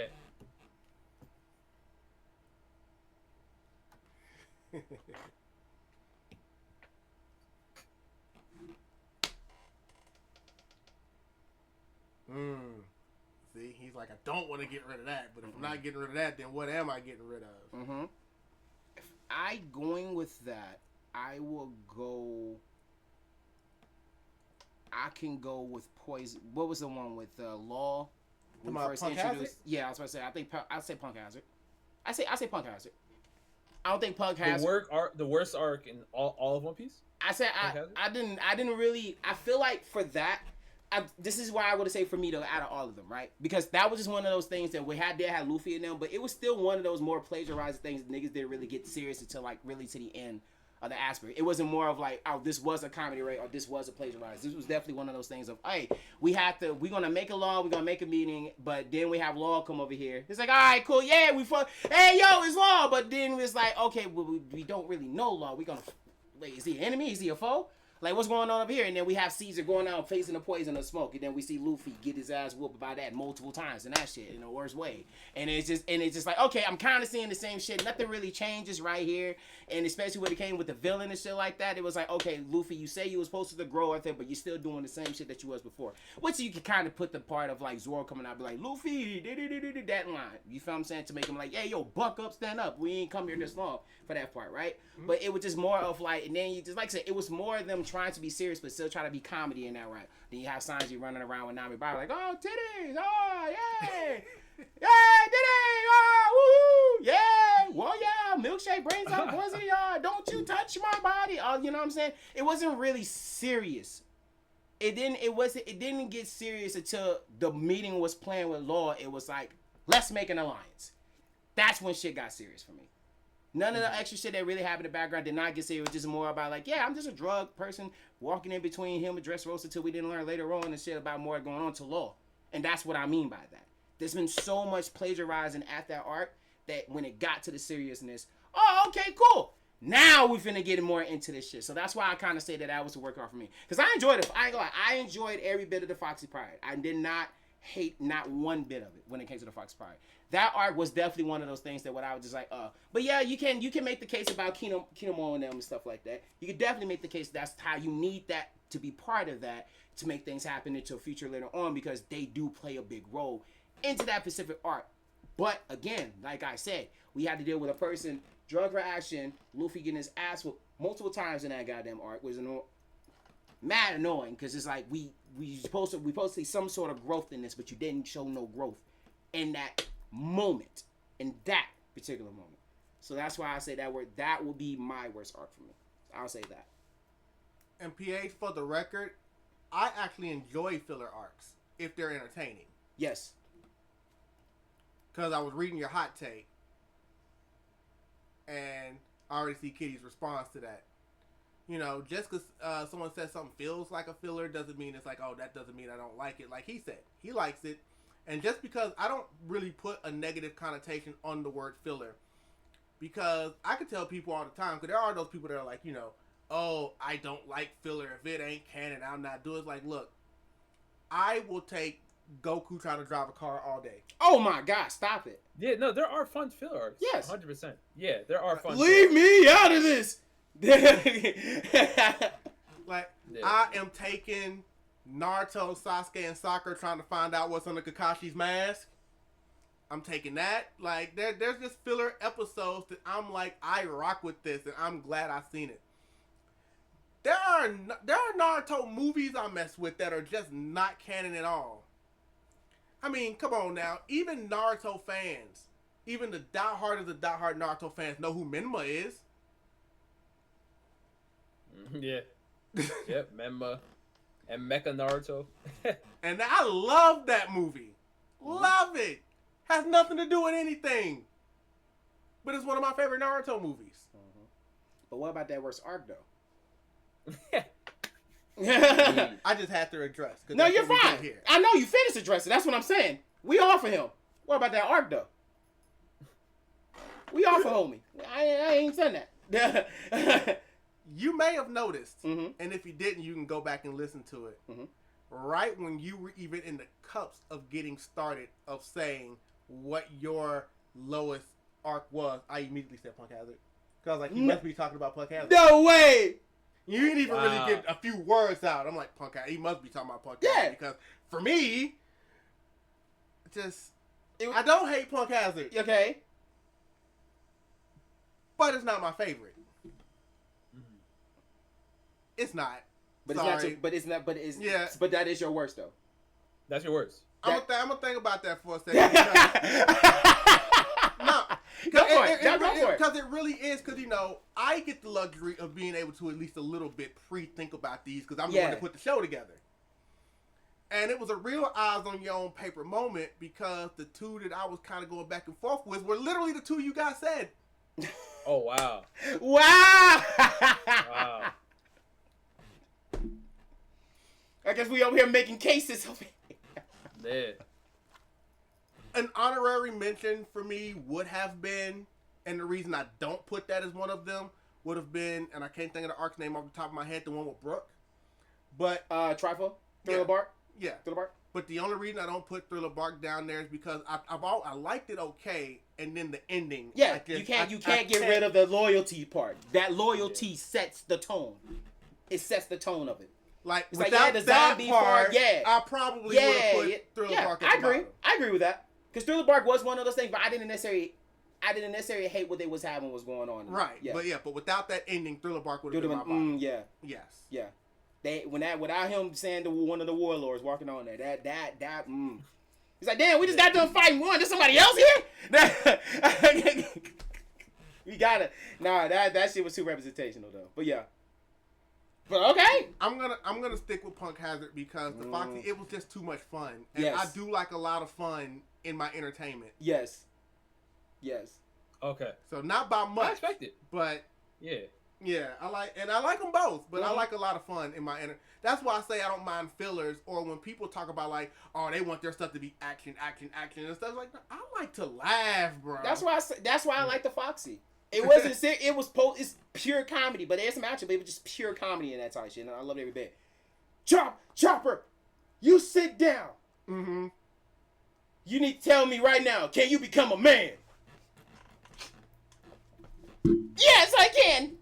Man, meanwhile, Robin had to go over there. She's just like, that's cool. Man, chilling. I'm gonna be right back. I ain't worried. That's why I love that. I love that one, bro. It was so comedy. I love it. I love every bit of it.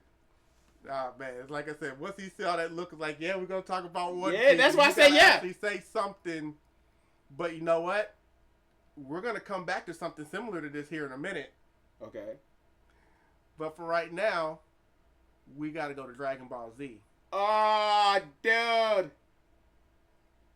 I think it's easy though, because I think everybody it's a go-to for everybody. It might be easy. Some of these can be easy. Some but of I these- still want to hear his yeah. go-to. I'm curious, but oof. It might be everybody's Go ahead. answer. Yeah, that's what I'm saying. That's what everybody's go-to. It might be everybody's answer. Well, you have yours already? Oh, do I have mine? Yeah. Oh, think yeah, you have it. I have mine.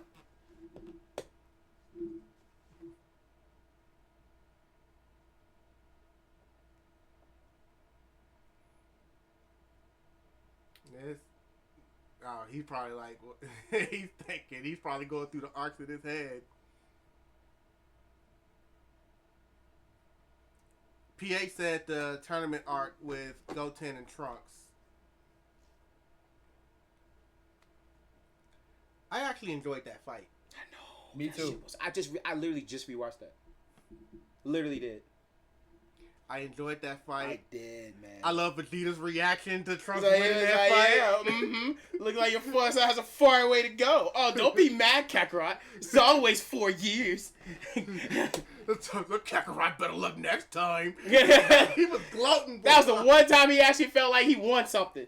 And then Goten and Trunks coming back and Oh, trying to be in man. the adult tournament in the outfit. A masked man? And almost won the thing. And then when 18 finally figured them out, and when the jig was up, they tried to go a different direction. And then they fly out. The tournament was stupid! I don't know if I can pick one. It would probably have to be, because I'll say this, like, and it may be nostalgia talking here, right? But ever since like Namek and up, like, I was locked in. You know what I mean? Like, because I love seeing them transform into Super Saiyan and fight. That's just like the kid in me talking, right? I don't know, like, can I sit here and be like, oh, Raditz is better than Majin Buu? Like, I can't. Like, I can't sit here and say that. Absolutely. So it's like, it probably has to be the beginning, the Saiyan The side. very of first the arc. beginning. Yeah. It has to be. Yeah. And for that, yeah, absolutely, I agree. There's no, because I thought of all the arcs, and that would be the one. If I was thinking of all the other arcs that we have, it's Sakura and Naruto, because I literally just rewatched the entire Dragon Ball Z arc. Like, and I'm literally currently on the Boo. So and you know how I am about Boo. So I'm not getting rid of my Black Air Force Energy co-president. So I can't get rid of that. And there's so many iconic things. For me, I would say the same. And I know it's gonna be one of those things because they were like, oh, but what about Vegeta? And then the Goku thing is like that. I mean, it was just more of like a penis swinging contest of who's stronger than who, but it really wasn't like, it got to the point of like, okay, it looked very one side right now because Vegeta just looked like he's just beating the dog shit out of Goku at this point. And that's what we got. The complete long side of episodes until the two of Gohan and Krillin come back and actually wanted to help and stuff like that. Right. So it was like that arc in particular was cool. And then it was like you just see Vegeta and Nappa just playing with them with the Cybermen and stuff like that, right? And then we got the Yamcha meme of the century. I mean, yeah, it's there. Like we got, that's what I'm saying. It's like it's so much stuff that they kind of did on there. It was like, okay, but it was more of a toying episode. Yes, it was more of a toying tug of war pull. And then you still had the Piccolo still want to kill Goku at that time too. He was like, oh, don't worry, I'm still gonna do it too. Ha ha ha. So it's like I will get rid of the same. I'll say the same art because it was like in the beginning it was like, oh, okay, cool, but I wasn't now rewatching all of it. It was the Saiyan arc wasn't that much of a fun unless when we got to the Frieza and then when we got to everything up and Aster's back. Right. And if you want me to get rid of my fusion, you're crazy. You're crazy. You think I'm getting rid of my fusion, and if you think I'm gonna get rid of my Videl getting her ass beat up, you're crazy. Cause that was one of the most funniest shit I ever seen. And I said, saying, don't go out there. Oh my God. Oh my God. I laughed. I cried of tears. I cried. Bro, I cried. Oh my God. And Videl was so stupid, but that what made it so funny. She was just like, Videl, give up. No. I can do this. Bruh, you literally kicked his head all the way to the back. Homie picked it up and put it in the front. Said, don't go out there. Don't go out there. I cried, bro. And then as soon as homeboy grabbed her hair, she started screaming. I said, at this point, you deserved it. I ain't gonna lie. You could have gave up, bro. Yeah, I said it. You deserve every bit of it because you could have got out of that shit. But it was so funny, though. It was too funny. And then when he just got out of there, Goku was like, no, don't do it. Nah, she can take it. She a big girl. That man pulled the rock move. That man pulled the rock move on her. Gave her the people's elbow. Yeah. I cried. I laughed. And I loved every bit of it because she deserved it. It was funny. Yeah, I said it. Don't care. Mooberry said sell games and y'all know why. I don't know why. I don't know why. Why? You're crazy. You're bugging. You're wild. You're insane. Wow. The cell? Yeah, that was pinnacle. Now, with that being said, I did say let's be honest, Videl tried to hold her own, so at least give her credit for that after her panic attack. What panic attack? Now, she had no panic attack. The guy got beat up so bad and then crashed out. Now, that's what happened. Now, I'm gonna say, because like I said before, when I put this one up, that some of these topics may be faster, and we'll see if it's a 3-for-3 situation. It's a 3-for-3 situation. Yeah. Okay. Yeah. Yeah. It's absolutely. That one's no one hates it, but it's usually universally the one people put at the bottom. Yeah. Absolutely. So I'm not getting rid of my fusion. I can't. And you want me to get rid of the man, the Black Air Force, especially when Piccolo said that line, and I made a video of it, and I can't believe people were still over here. It's like, I was like, you don't want Piccolo as your hero? My man walking around trying to tell, well, matter of fact, boo, why don't you just get rid of all the other people on Earth? And he did. Yeah. Why don't you just get rid of all of them? Maybe use them as your music until the time run out. I was like, this man is stupid. You know what he's going to do, right? But man. You know that whole mind frame is, we just wish him back with the Dragon Balls. My God. Yeah, Goku was the same way, too. They are Super Saiyan 3. When we were talking about who you would want to save you, they are the last people I would want to save me because your life means nothing to them. Like, they don't care if you are sacrificed because their mind frame is, I want to just wish them back. Look, I might be able to be brought back to life, but that doesn't mean I want the feeling of being killed in the first place. And what about old Dragon Ball rules, where you could only be wished back once? You know how many threats would always show up, and it's like, I would just. Well, now some of those people might not be able to come back. Yeah. Unless you're in Namek. Namek is different. Namek has different limits. Apparently, Dende Dragon Ball has 2 wishes. It still does the same, but Namek is infinity. They can bring it back anytime. I know. That's why it's like, thank goodness for the new Dragon Balls, because under them old rules, there's a lot of people on Earth that would not be able to come back. Like everybody, because at one point the entire planet was blown up. So shout out to Namek. Again, shout out to Namek. Literally. Yeah, you know, for them to be the protectors of the Earth, that Earth's been blown up a couple of times. I mean, you have a guardian who can't protect it, so. Earth's been blown completely up a couple of times. I mean, the guardian had his own half almost destroyed it. So what's up? Like one time he had to wish it back. Another time we just had to say, you know what, I'm giving you a do-over. Don't screw this up this time. But my goodness. I want to hear about his Demon Slayer overrated statement, because I watch your videos, sir. Mm-hmm. And I just want you to let us know here about your Demon Slayer overrated statements. If that's something you really do believe is true, and if so, what makes you say that? I think that Demon Slayer, and this is coming from somebody that actually enjoys watching Demon Slayer. So me saying it's overrated does not mean that I think it's bad. I'll continue to watch Demon Slayer. I've been watching Demon Slayer. I'm caught up on Demon Slayer. But in reality, the hype that Demon Slayer has received was due to the anime and the animation. 100%. Ufotable did their thing with Demon Slayer, and they continue to do so. And it's to the point now where, you know, the manga sales went through the roof. I think even at some points, it was #1, surpassed One Piece and all these other ones. And, you know, they were dropping canon movies in theaters. They really shook up the entire game. They shook up the industry. But when you're really unpacking Demon Slayer's story as compared to some other stories out there, the story is not on the level of some other stories that should have that level of recognition.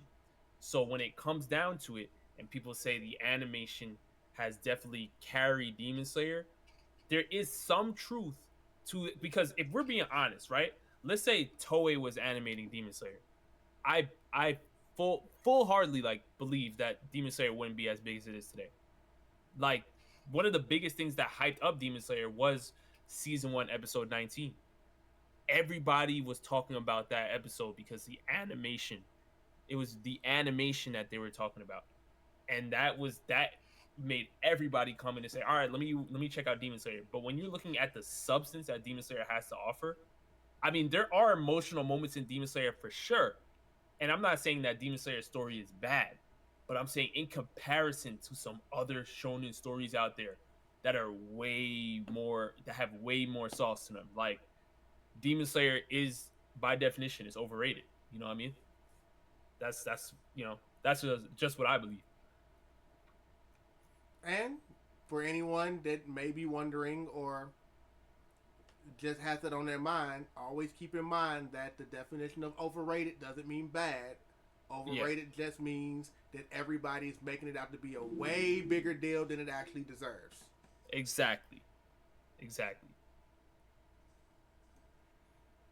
When a story gets a higher rating than the quality of its writing, the story is overrated. When a 6 out of 10, that's Demon Slayer, gets this much success, and I love it's overrated. Oh shit, here we go. Yesterday, I saw someone rating this an 8. That's what PH said in the chat.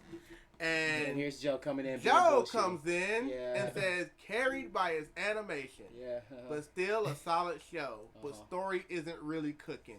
It's basic. And then said Rob actually cooked for once. Joe, man. Man, it's past Joe's bedtime, man. But I thank you for that, Joe. Appreciate you. You know I'm always cooking, but you know. When you have kids, you don't have a bedtime. Yo, that's facts though. Damn. Yeah, he up forever. 24/7. So Rob is basically on the opinion that just about everybody else comes with when it comes to Demon Slayer, with the whole it's overrated thing. Respect, PH. Respect, man. Mm-hmm. But yeah. Is there anything you want to say? Do you agree? Because, you know, me, or, you know what? Because I know you like to sit over there. Like, as somebody who finished the manga before we even got to the second animated arc, I don't do that if I don't enjoy the story. Because the manga is not carried by animation. Right. So that's why I can never fall into the whole overrated thing. And when people say, well, we need to stick this to anime only, well, animation is part of your thing. You know, I'm not going to be mad because your animation looks better than somebody else's. Guess what? You should animate your stuff better. Yeah. You know, that's like when somebody goes through and they're like, oh, you know, the story of this movie was good, but, you know, they didn't have the expensive cameras, the quality looked pretty bad. And it's like, yes, you can be like, but did you enjoy it? You know, an experience is there. So if you can go and see something, but I'm also a person that comes from an era who enjoyed cartoons like Samurai Jack. Right. And that entire cartoon is driven by its animation. Because they don't say much in Samurai Jack. There's not much dialogue at all. It is completely driven mostly by what you're seeing on your screen. There's some more stuff coming in the chat right now. Kitty, Demon Slayer isn't overrated. It doesn't directly relate to another anime with its animation like Bleach has. Okay, let's see. You know, Ron Cars, Naruto has ninjas and chakra. Demon Slayer has blind techniques. And then PH by agrees to says Jack is peak. Sir, you're doing the hand motion. Yeah. And here comes the glasses. I think I'm gonna sit back on this one. Interesting. Okay. Now, I talked to Joe. Talked about this MomoCon. You feel what I'm saying? I heard everybody's point of views about a lot of things. And which I am not going to be the type of person to, because I will acknowledge there are things in Demon Slayer, but at the same time, I will acknowledge there are things they have still responded and done perfectly well in. So, when it comes to Demon Slayer, right, I feel like when it comes to simplistic, that is what most animation you kind of want it to be when it comes to trying to understand a story in that type of aspect. So I feel like when you try to put that as in more of underlying behind the entire story, y'all have to remember like this. When it came to Inuyasha, it was a simplistic story. When it came to Cowboy Bebop, it was a simplistic story. But then y'all still kind of still kept it into the tax of like other things that still came in with it. Not only just because of animation, not only just because of that aspect. We were still more in tune about other things with it because it was still a simplistic story. So, right. And Yu Yu Hakusho is a simplistic story. But that's my thing. There's a lot of shows out there that's very simplistic, but when you look at Yusuke, let's get into it. When you look at Yu Yu Hakusho, and then make a comparison, Yu Yu Hakusho in a different time zone, because people, I saw a hot take, and I like to bring this up. I saw Anime Sunday was like, if Demon Slayer had a Yu Yu Hakusho or old type of animation, would Demon Slayer would still be relevant or still would have that conversation? For me personally, I would say yes. Because of the aspect of what the story does bring it to the aspect, because stories at that time were simple, to the point. Now, you trying to say overrated as in, oh, we only sit here carried by animation, bro. There's been a lot of show out there y'all been looking like this animation and fire, and I bring one up, Jujutsu Kaisen. Mm-hmm.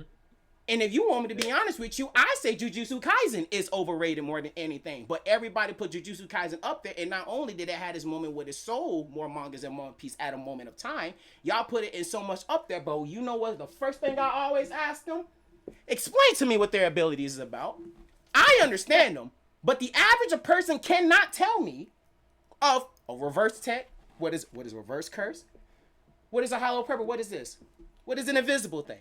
It's so much stuff that you guys can literally say out there that when it comes to Jujutsu Kaisen saying it's overrated base, because y'all look at Jujutsu Kaisen doesn't even looking at the story. Y'all look at that more of an action base than anything when it comes to Jujutsu Kaisen. If people don't want to say that Jujutsu Kaisen is overrated, they have to admit that it's overcomplicated. Continue. And I feel like that show is overrated, to be honest with you.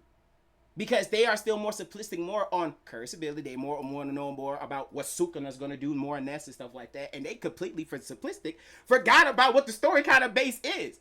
If you want me to be honest. And Demon Slayer is one of the most simplistic stages of the story that you can't understand as what's going on. The animation, will the animation carry? I will give you truth into that.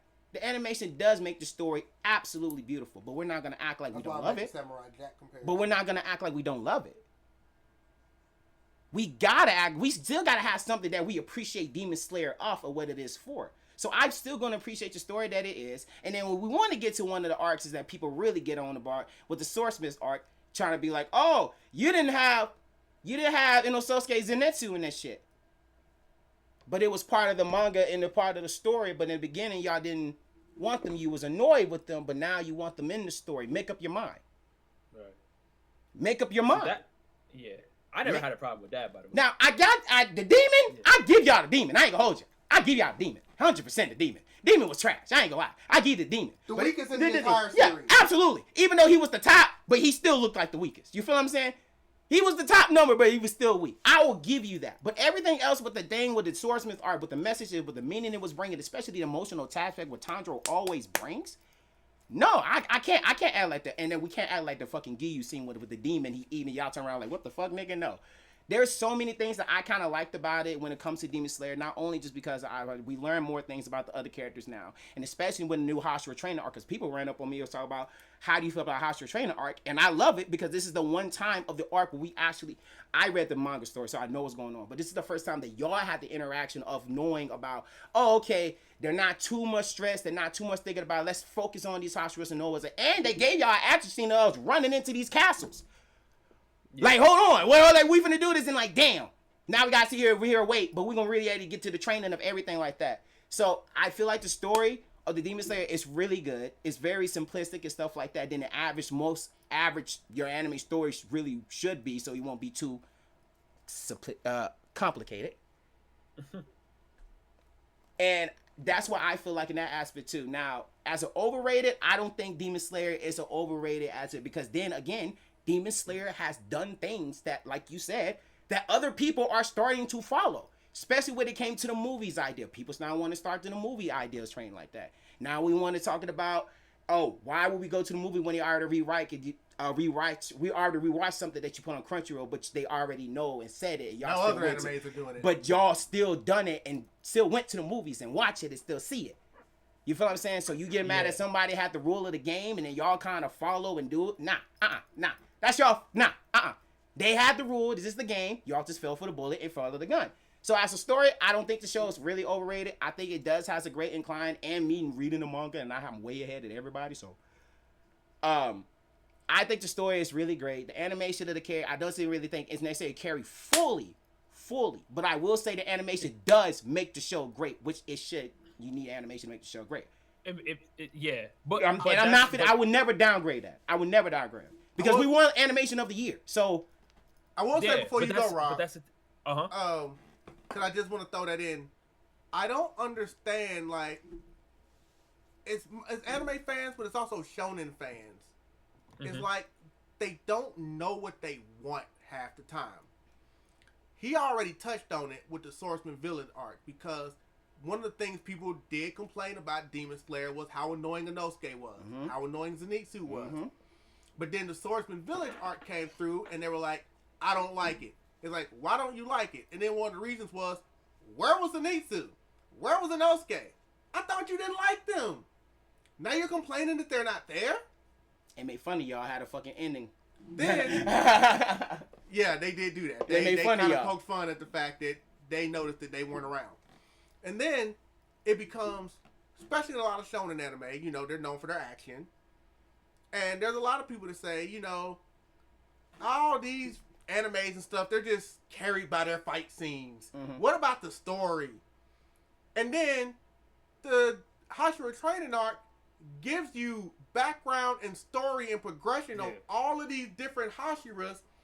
And one of the biggest complaints I hear is there's not enough action. Which is crazy to me on that. That's why this is different from what I feel, right? Because I love the Hashira training arc. I love Hashira, but I got a lot of complaints about that too, which is crazy. I don't understand. Yeah, but that's what I was looking for. Because to me, like I was saying, Demon Slayer. Even when the manga, right? When the manga was out, like Demon Slayer, the manga wasn't doing crazy numbers until the anime really, like, there's some manga that do crazy numbers and then they get an anime, right? Demon Slayer was kind of like they were doing okay, and then the anime dropped and went crazy, and that's when the manga like skyrocketed, right? And that's what a lot of people were saying, oh, okay, like the animation is what made Demon Slayer more popular, because the manga wasn't the biggest hit, you know. And there is truth to that, right? But as an anime, that's your job, right? Your job is supposed to help promote the manga and adapt the manga in a way, animate it the best you can. right. So me saying that Demon Slayer, and again, I know we touched on it, but me saying Demon Slayer is overrated is not me saying that Demon Slayer is bad by any means. I'm just saying it's a story of literally and yet there are simple shows, right, that have done well, right? But the level of success Demon Slayer has had, because when we talk about like all the simple stories out there, right? Even, I mean, you can definitely make an argument that like DBZ has more complexities than Demon Slayer. Like Demon Slayer straight up like swordsman, demons. Yeah. We're killing them. That's it. Straight up. Like, you know what I mean? There's like a little extra, like with like Nezuko, like his sister is demon and, you know, the light, sunlight, whatever. But like at the end of the day, it's really just like demons versus sword fighters, and that's it. Like that's the whole story. So it's like when people are reading that and then they go and they're like, all right, well, let me read Berserk, let me read One Piece, let me read, you know, something else, like, and then they go back to Demon Slayer. It's kind of like, yo, like, how did this story get to this level? And when I'm reading something that's like, it's kind of like, it kind of feels like, you know, what's the best way I can put this? The best way I can put this is like, think of like a meme song, right? So there's artists out there that do like super deep, thought-provoking songs. Like let's say like it's you know, like a underground artist, or even let's say it's Kendrick Lamar. Let's say Kendrick Lamar drops something, right? But it's a lot of messages, themes in the song. But a lot of people are like, oh, I'll just listen to like, you know, Lil Uzi Vert, I Just Want to Rock. You know what I'm saying? That song is hype, it's popular, but it's like some people may want to be like, hey, let's talk about the themes of the songs. Let's talk about like which song has more substance, right? So people are looking at Demon Slayer, kind of putting in that lens and saying, this song feels like it's like this anime feels like it's like a TikTok meme song that blew up and got 10 million views in 1 second, versus like, you know, a One Piece or another story that really has like amazing themes. Like the themes of One Piece are covering like politics and racism and all types of different things, right?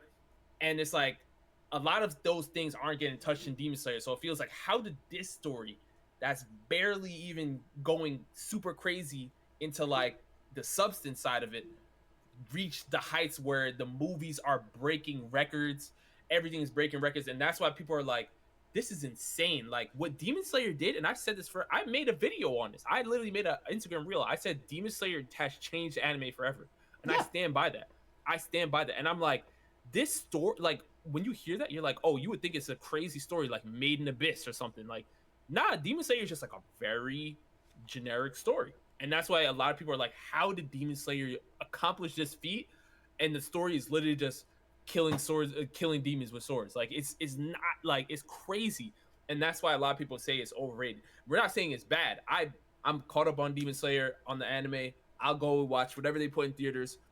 But it's like, yo, they achieved a feat that I feel like a story like One Piece, and we can say JJK is overrated, right? But like a story like One Piece should definitely be in that combo, like substance wise. Like what? Or not even just One Piece. I mean, there's a bunch of other anime out there But the fact that it was Demon Slayer that did it is just, it's like a lot of people are just like, how? And then when you go back and you really look into it, it was season 1, episode 19. That specific episode went viral on Twitter. I'll never forget. That was the day like Ninja went on his Twitter and was like, "Yo, Demon Slayer is fire," and then everybody was like, "What the hell? What's Demon Slayer?" Da, da, da, da. And everybody just started talking about Demon Slayer on Twitter.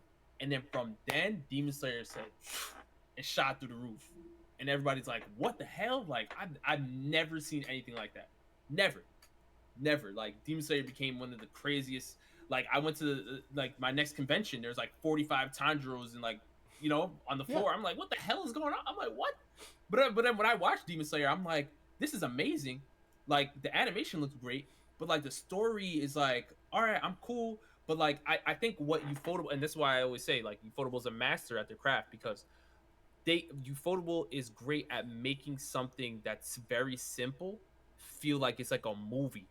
Like they'll have like Tanjiro, like I don't even know, like even the Hashira training arc, like him talking to one of the Hashira, and like they, it's just the way they animate it. Like they're like there's emotion, and like you see like the characters, like facial features and like how they change and their facial expressions. Like Ufotable is amazing at that, and it makes me wonder, like, yo, imagine if like Ufotable had like One Piece, not Toei, or like it makes you think like which it really does matter which anime gets a certain studio, like those things really matter. There's differences on how, and that's why One Piece is getting the One Piece or with studio. Like, who knows? That could be the breakout. That could be even bigger than, what I'm saying? So it's like the studio does matter. So it's like we're not saying that Demon Slayer is bad. We're just saying like this story, like I feel like I could have wrote this story and like this joint went crazy. You know what I mean? Versus like I could never think of One Piece in my head ever. You know what I mean? Like I could that Oda got that. Like I can't ever come up with Hunter. You know what I mean? I can't. No matter how hard I try. But I feel like I could write Demon Slayer. Like that's how people feel when they watch it. You know what I mean? What you just explained, a couple of things. Number one, I don't think their animation studio would be able to handle One Piece because of the demand of One Piece. Demon Slayer has the luxury of coming out with like 12 episodes a year. One Piece comes out every week, all year round. Facts. Demand is still a thing. Like, I don't know any top notch, because the more the animation is, the more that costs, the more demand it is, the more manpower. That's a lot to ask for. And I have to imagine that the budget on One Piece would probably be a little too much if they tried to bring that kind of animation to something that's every single week. But you touched on it a little bit when you were talking about songs, because then what you're explaining at that point is you got your Kendrick Lamar-esque rappers that is like deep and complex with their lyrics and everything. It's like, oh man, this is a deep song, this is a great story. The Nas's and all of them of the world, where it's like, right, oh man, I really love their music, I love this is great. And then you turn around and then this new song jumps number one that's like, the rap is simple. You go, man, I could have wrote those lyrics. Man, they ain't even really saying anything, but the beat is hot. Right. Yeah, and the hook is catchy. And you got people going, I don't even like his song so much, Right. But another thing, we know where One Piece stands in this world. You can't compare Demon Slayer and One Piece. Like, that's just not fair to Demon Slayer. Right. Or a lot of other animes out there for that matter. Right, but there were people that were doing that though, because when Demon Slayer, I remember when Demon Slayer broke the manga record and it surpassed One Piece, right? Demon Slayer fans were on it. They were like, "Yeah, we passed One Piece," and it's like, that's why like I feel like it was like a lot. Like at that time, it was testy. You know what I mean? But it was just like, I understand what you're saying too. I was just like, it felt like Lil Pump, Gucci Gang. You know what I mean? That song went crazy. You know what I mean? But it was like, damn, like, yeah, this did bigger than like every song that came out that year. But it's like, is that really the best song of the year? Like for real, even though it's the most popular, and that's kind of where we're like, Demon Slayer was definitely the most popular around, what was it, 2019? Demon Slayer was the most popular, but I can't say it was the best anime of 2019. You know what I mean? So that's why I'm like, you got people going off right now because Japan just named Naruto the anime of the decade. Oh, just, One Piece fans got pissed. yeah. Facts. Even though, Yeah. the height of One Piece popularity really didn't start till about 5 years ago. And I still say this Yeah. Tuesday about my One Piece. People was not on One Piece how they was at the old days. We were Not like they are now. It was not like that when it came to Naruto. I was there. I was there. Yeah, I was talking Naruto about rightfully got way anime of the more. decade. And especially when we went to the Ninja War. That's all y'all talked about. I said, That's all we now talked maybe about. One Piece can get the next 10 years, but the last 10 years, One Piece, only about 5 years ago that One Piece really hit the status that is really, especially after the pandemic, like when people were home and started discovering One Piece, and then it really, like, it's just in the past 2 years that you see your Twitter feed of people going, okay, I'm going to start binge watching One Piece. You know, like, now, yes. But if we're talking about the entirety of the past 10 years, I can't give that to One Piece. But the real point, you did say something in your soliloquy, and I paid attention to it. It was why I started pointing, because I'm like, I'm going to stick on this, and I'm going to come back to it. And you said, people say, what is it about Demon Slayer that everybody's saying that they love so much? With it being simple and all of that. And I think the best answer is emotion. Yeah. It's not just animation. Yeah. Because when I said I was giving Demon Slayer a chance, I was hooked from episode 1. Because I was emotionally invested in this kid who just saw his family get slaughtered. Mm-hmm. And from one moment he was one kid of a loving family to I just lost everybody. Then to find out that no, I didn't lose everybody. My little sister is moving. And then you feeling him running in the snow trying to make sure he tries to save her. Then you find out she's turned into a demon. And not just a demon that even tries to protect him. When Giyu's like, nah, you know what? Just, Demon Slayer does a really good job at a lot of moments at bringing emotion into what they have going on. And emotional investment goes a long way. And not just episode 19. Mishima Demo. Shiba Demo. And you know what I see? And I'm not even just talking about sad emotion. Just emotion, period. We talked about it when Tanjiro was on trial. Yeah. And your boy was stabbing Nezuko like, y'all made people feel some type of way. Yeah. But that's what I'm saying too, though, right? It's like, for instance, look how ufotable animated Muzan just walking towards the end. Literally, he had a whole scene of him just walking. Yeah, and everybody was like, "Yo!" I told him this. I swear to God. What did I say? When that scene, I said this too many times. I said, I don't care. Get that one right. I said, I don't care about no other scene. That scene right there, they gotta get that right. They have to do that right. And when I saw that scene, I said, and they did. And I'm happy. And happy with the way. And I'm also happy with the fact that they are just gonna end it with 3 movies because there's not much left in it. There's not much left. Oh, that's confirmed. There's no more seasons. There's no more seasons. No more seasons. Movies. Seasons are done. Yeah, they're ending it in 3 movies. Oh, yep. I did not know that. Yeah. I did not know that. They ended it in 3 movies, which is smart because it's literally not much left. Something Attack on Titan should learn about. Yeah. You know final season, right? Part 6 / you know they're dropping 27. Another. They're dropping another one. They're dropping another one. Another what? A sequel Attack series. Titan, another movie. Yeah. Oh yeah. Mm-hmm. But anyone that's read the Demon Slayer manga knows there's not much left. We're literally there. We're there.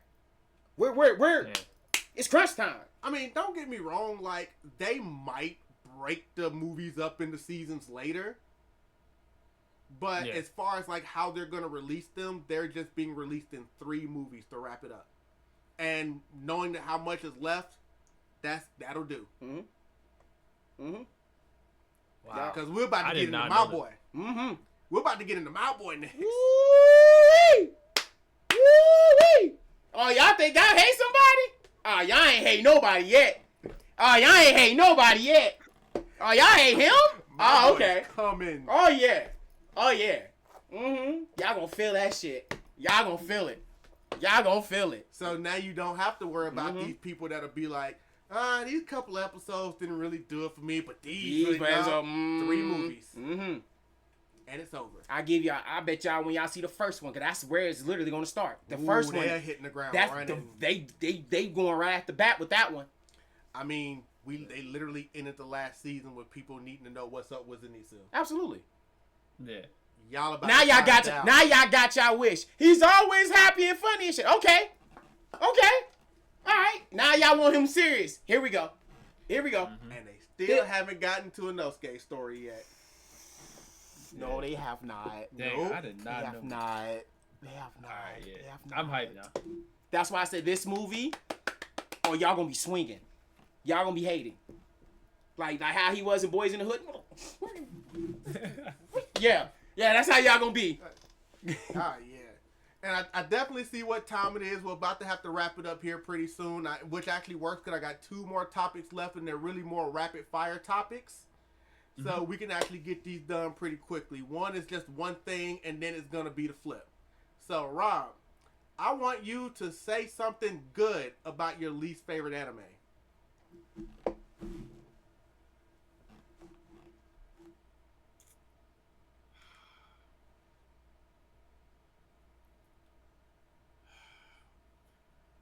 He's thinking about it. I'm trying to think what is my least favorite. If you got to That's go to the one tough of your least to help yourself out, say something nice about it. All right. Okay, you know what? I'll say this. The first season was good. That's a lot of animes you just mentioned, bro. That's a lot of animes. That's Promised Neverland.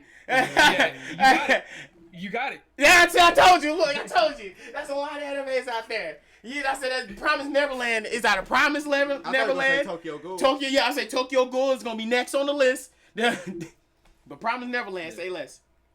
That's Yeah, it. That's just Promised one nice Neverland. thing you can say. That's The one first nice season. thing. Was That's good. the first season was good. Y'all got some nice dragons. That's the nice Fairy thing tale, he's gonna fairy say about tale. Fairy Tale. I already know where he's Yeah. going. I got a nice family.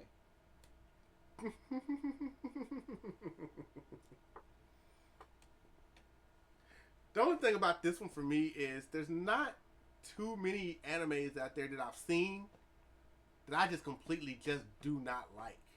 What about Bleach? Yeah. I don't hate Bleach. I'm the same. It's way. not in my I top like- 10, but I don't hate Bleach. Like, a lot of people get that mixed up because Bleach is not in my top 10 that I don't like Bleach. Like there are arcs and episodes I don't like, but like full anime, I'm like, it's tough. Oh, absolutely no. You know, now I actually got to give this a second. Like, what? Wow. No, really, because even Really? putting this in here, Oh. there's not a lot. Because if I don't like something, I really don't ever give it, my time of the day for the most part. Damn. Facts. Really? You gotta watch the show to know what you hate about it. I know. Trust me. You gotta watch it. And I didn't want to watch Fairy Tale, but boy, I had to keep going. I had to keep going, especially Dragon Ball GT. I hate it, but I gotta keep going. I gotta finish through. Thank you. There you go. See? Thank you. There you go. Come on. Dragon Ball GT has Super Saiyan 4, and it's fire. There. Okay, yeah. Super Saiyan 4, yeah. Boom. Yeah. So. All right, that's good. That's good enough. Don't you go further than that. Like that's just good enough. And then the last one to wrap it off, the flip side. Say something bad about your favorite anime. One Piece has bad pacing. Yeah. I've heard that said before. Yes. Yeah. Unrelated question: how do you feel about the Boss Luffy filler episodes? Wait, which ones? The Boss Luffy episodes, the filler episodes in One Piece. Oh, I mean, I don't really have no like particular, like they're cool, I guess, but I mean, like I'm more of a canon unless like it's a really fire filler. You know what I mean? Like I'm more of like a canon guy, overall. But yeah. PH says, "I'll say this: My Hero Academia got good villains." Okay. My Hero getting yeah. Your turn, sir.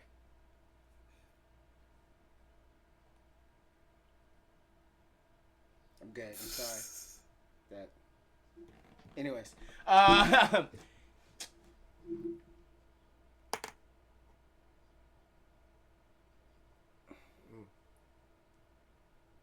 Kuwabara can be annoying at moments. Dang, not my guy, Kuwabara. Kuwabara can't be annoying at moments. I can't say that. Cause there will be moments where it's like, it's supposed to be funny, but sometimes it's like that joke gets a little bit too stretched, especially when it comes to Kuwabara and women. And it comes a little bit too far about that.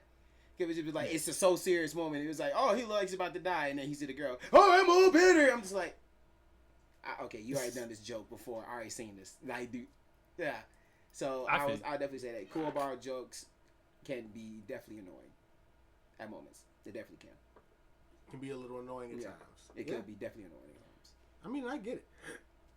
But all the other shit I fuck with. It's just those when you constantly use that same joke over and over. I mean, there's.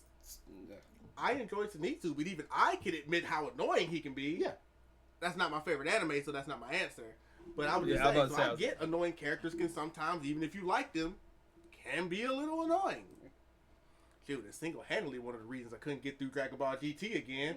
Pan. I could not do Pan after about 3 episodes. Yeah, weak bitch. Anyways,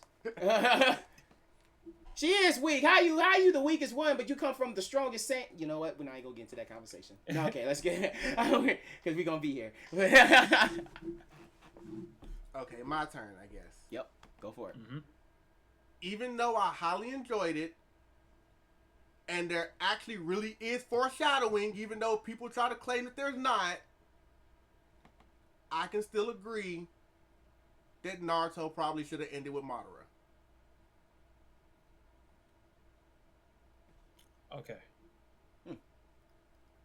That was peace. Yeah. Peace. Can't argue with that. Nobody's killing each other. We're good. No, we're good. We're Like, all good. I don't hate the Kaguya stuff. Some people do feel like it comes out of nowhere, even though if you go deep enough early on, it's foreshadowed. You gotta be really deep into it, though. You gotta be to know locked how in, right, to see foreshadowed it is. Right. You know, I only say that to bring up, technically, it was not out of nowhere. I've heard all the stuff, they only did that at the end to set up Boruto to have villains. And, because, like, literally, the second the Naruto manga was over, they announced the Boruto manga. Like, they did not really have space in between. Right. I mean, technically, Naruto ended with the wedding, which I love the wedding episodes. They're hilarious. They are also episodes that are canon, but they got filler-esque type humor to them. And I only say that because it's kind of got the same humor as that one Naruto movie. Where, you got the idiot bird, and they got the crazy animations that are wacky and stuff. And again, I love comedy. But yes, had Naruto ended with Madara, it probably would have...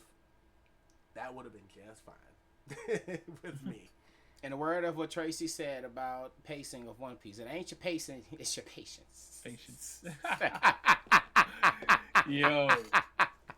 Pass the patience. Oh, yeah. Waka! So I guess the next question I gotta ask is the same one I ask all our guests at the end of our podcast. How you feeling, sir?